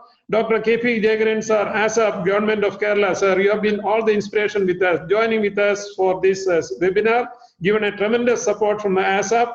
And then I can see Dr. Rajasree madam, once again, she is back over here and she was silent observer over here. Maybe we'll take 1 or 2 minutes observation from her after finishing this. And madam would like to give any concluding remarks on this session, madam, please. You please unmute and say, please.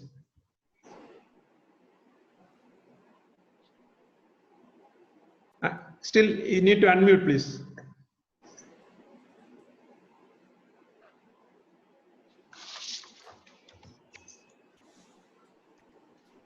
No, I'm not unmuted. She can. She's already unmuted. Okay.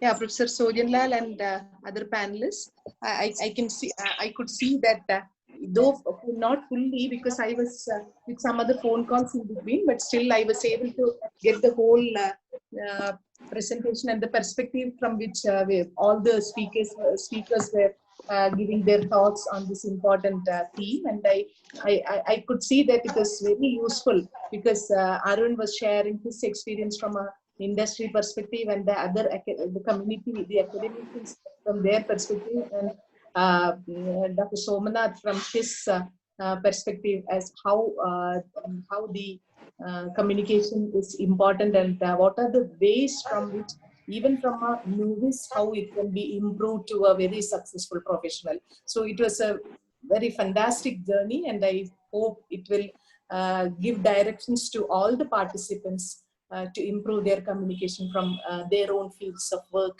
and study.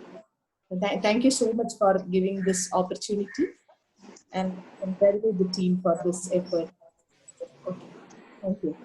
Thank you, our Honorable Vice Chancellor, Dr. Rajasree Madam, for your fascinating concluding remarks. And I'm sure that the entire Kerala, the Kerala Technical University, all our students, faculty members are there. I'm sure that in future also we can work together for the benefit on this, how we can exercise on this. Thank you once again. And I could see that Professor Mahadev Swami, who was my professor in 1979 when I joined for engineering, he was also passionately listening to this program. Sir, once again, on behalf of everyone, I am thankful to you, sir. And again, Dr. K.P. Jagaran, sir, Head of Communication, Ashish Fancies, who was inspiring and he was continuously joining with us, all these arrangements. And Dr. Veena Madhavan, IAS, who is the CEO of ASAP, Mr. Anil Kumar TV, the Director Administration ASAP. We're all thankful for the entire ASAP team. And again, from the TCS side, Pradeep Singh, Ms. Mohana Rajan, Ms. Sumi Kuryakos, are all thankful for you for your excellent participation. That is how Mbits along with TCS and ASAP could bring on this. And overall, this a great inspiration from Dr. Usha Titus IAS. She was a very constant motivator for the entire Kerala as a principal secretary of higher education. Her determination is superb and she is always inspiring and guiding all the people in Kerala, as well as I am sure that her model will be applicable and there will be a lot of suggestions will be coming in shortly and that will be implemented in our different systems also. And again, we can see that more than 4,000 participants have registered because of the restriction of this Zoom. We could see only 1,000 participants at a time. You're all been always over here. The rest of the participants who are in the Facebook. And again, from the Facebook also, that live will be available in future also. We'll be posting our video in our Mbits YouTube channel, as well as we are sharing our presentation to all the registered participants. So all the participants, please fill up your forms before you are leaving.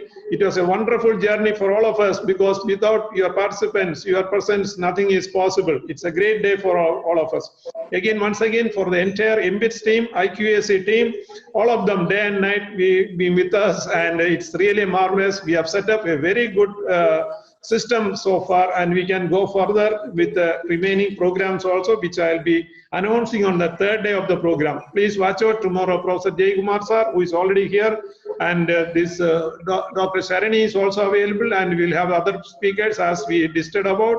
And TCS, Ms. Amrita Anandakrishna also will be joining on tomorrow's sections. And again, on the day after tomorrow, also we have the speakers from industry as well as academia, and they will also be joining from Hyderabad University and from Petrofac Middle East we have, and eminent speakers. Let us come and meet on tomorrow. Once again, thank you very much all of you for being over here, and it's a great day and inspiration for our team. Looking forward, and thank you very much. And once again, thank you for all the panel members, and particularly all the panel members. Once again, Honorable Vice Chancellor, Dr. Somanath sir, Arun Narayan, Sarani Ghoshal, K.P. Jagaran sir, all the team, Jayakumar sir, Barla sir, everybody. Once again, thank you very much, all the participants. Bye-bye. Have a nice day. Let's have a great day. Thank you very much.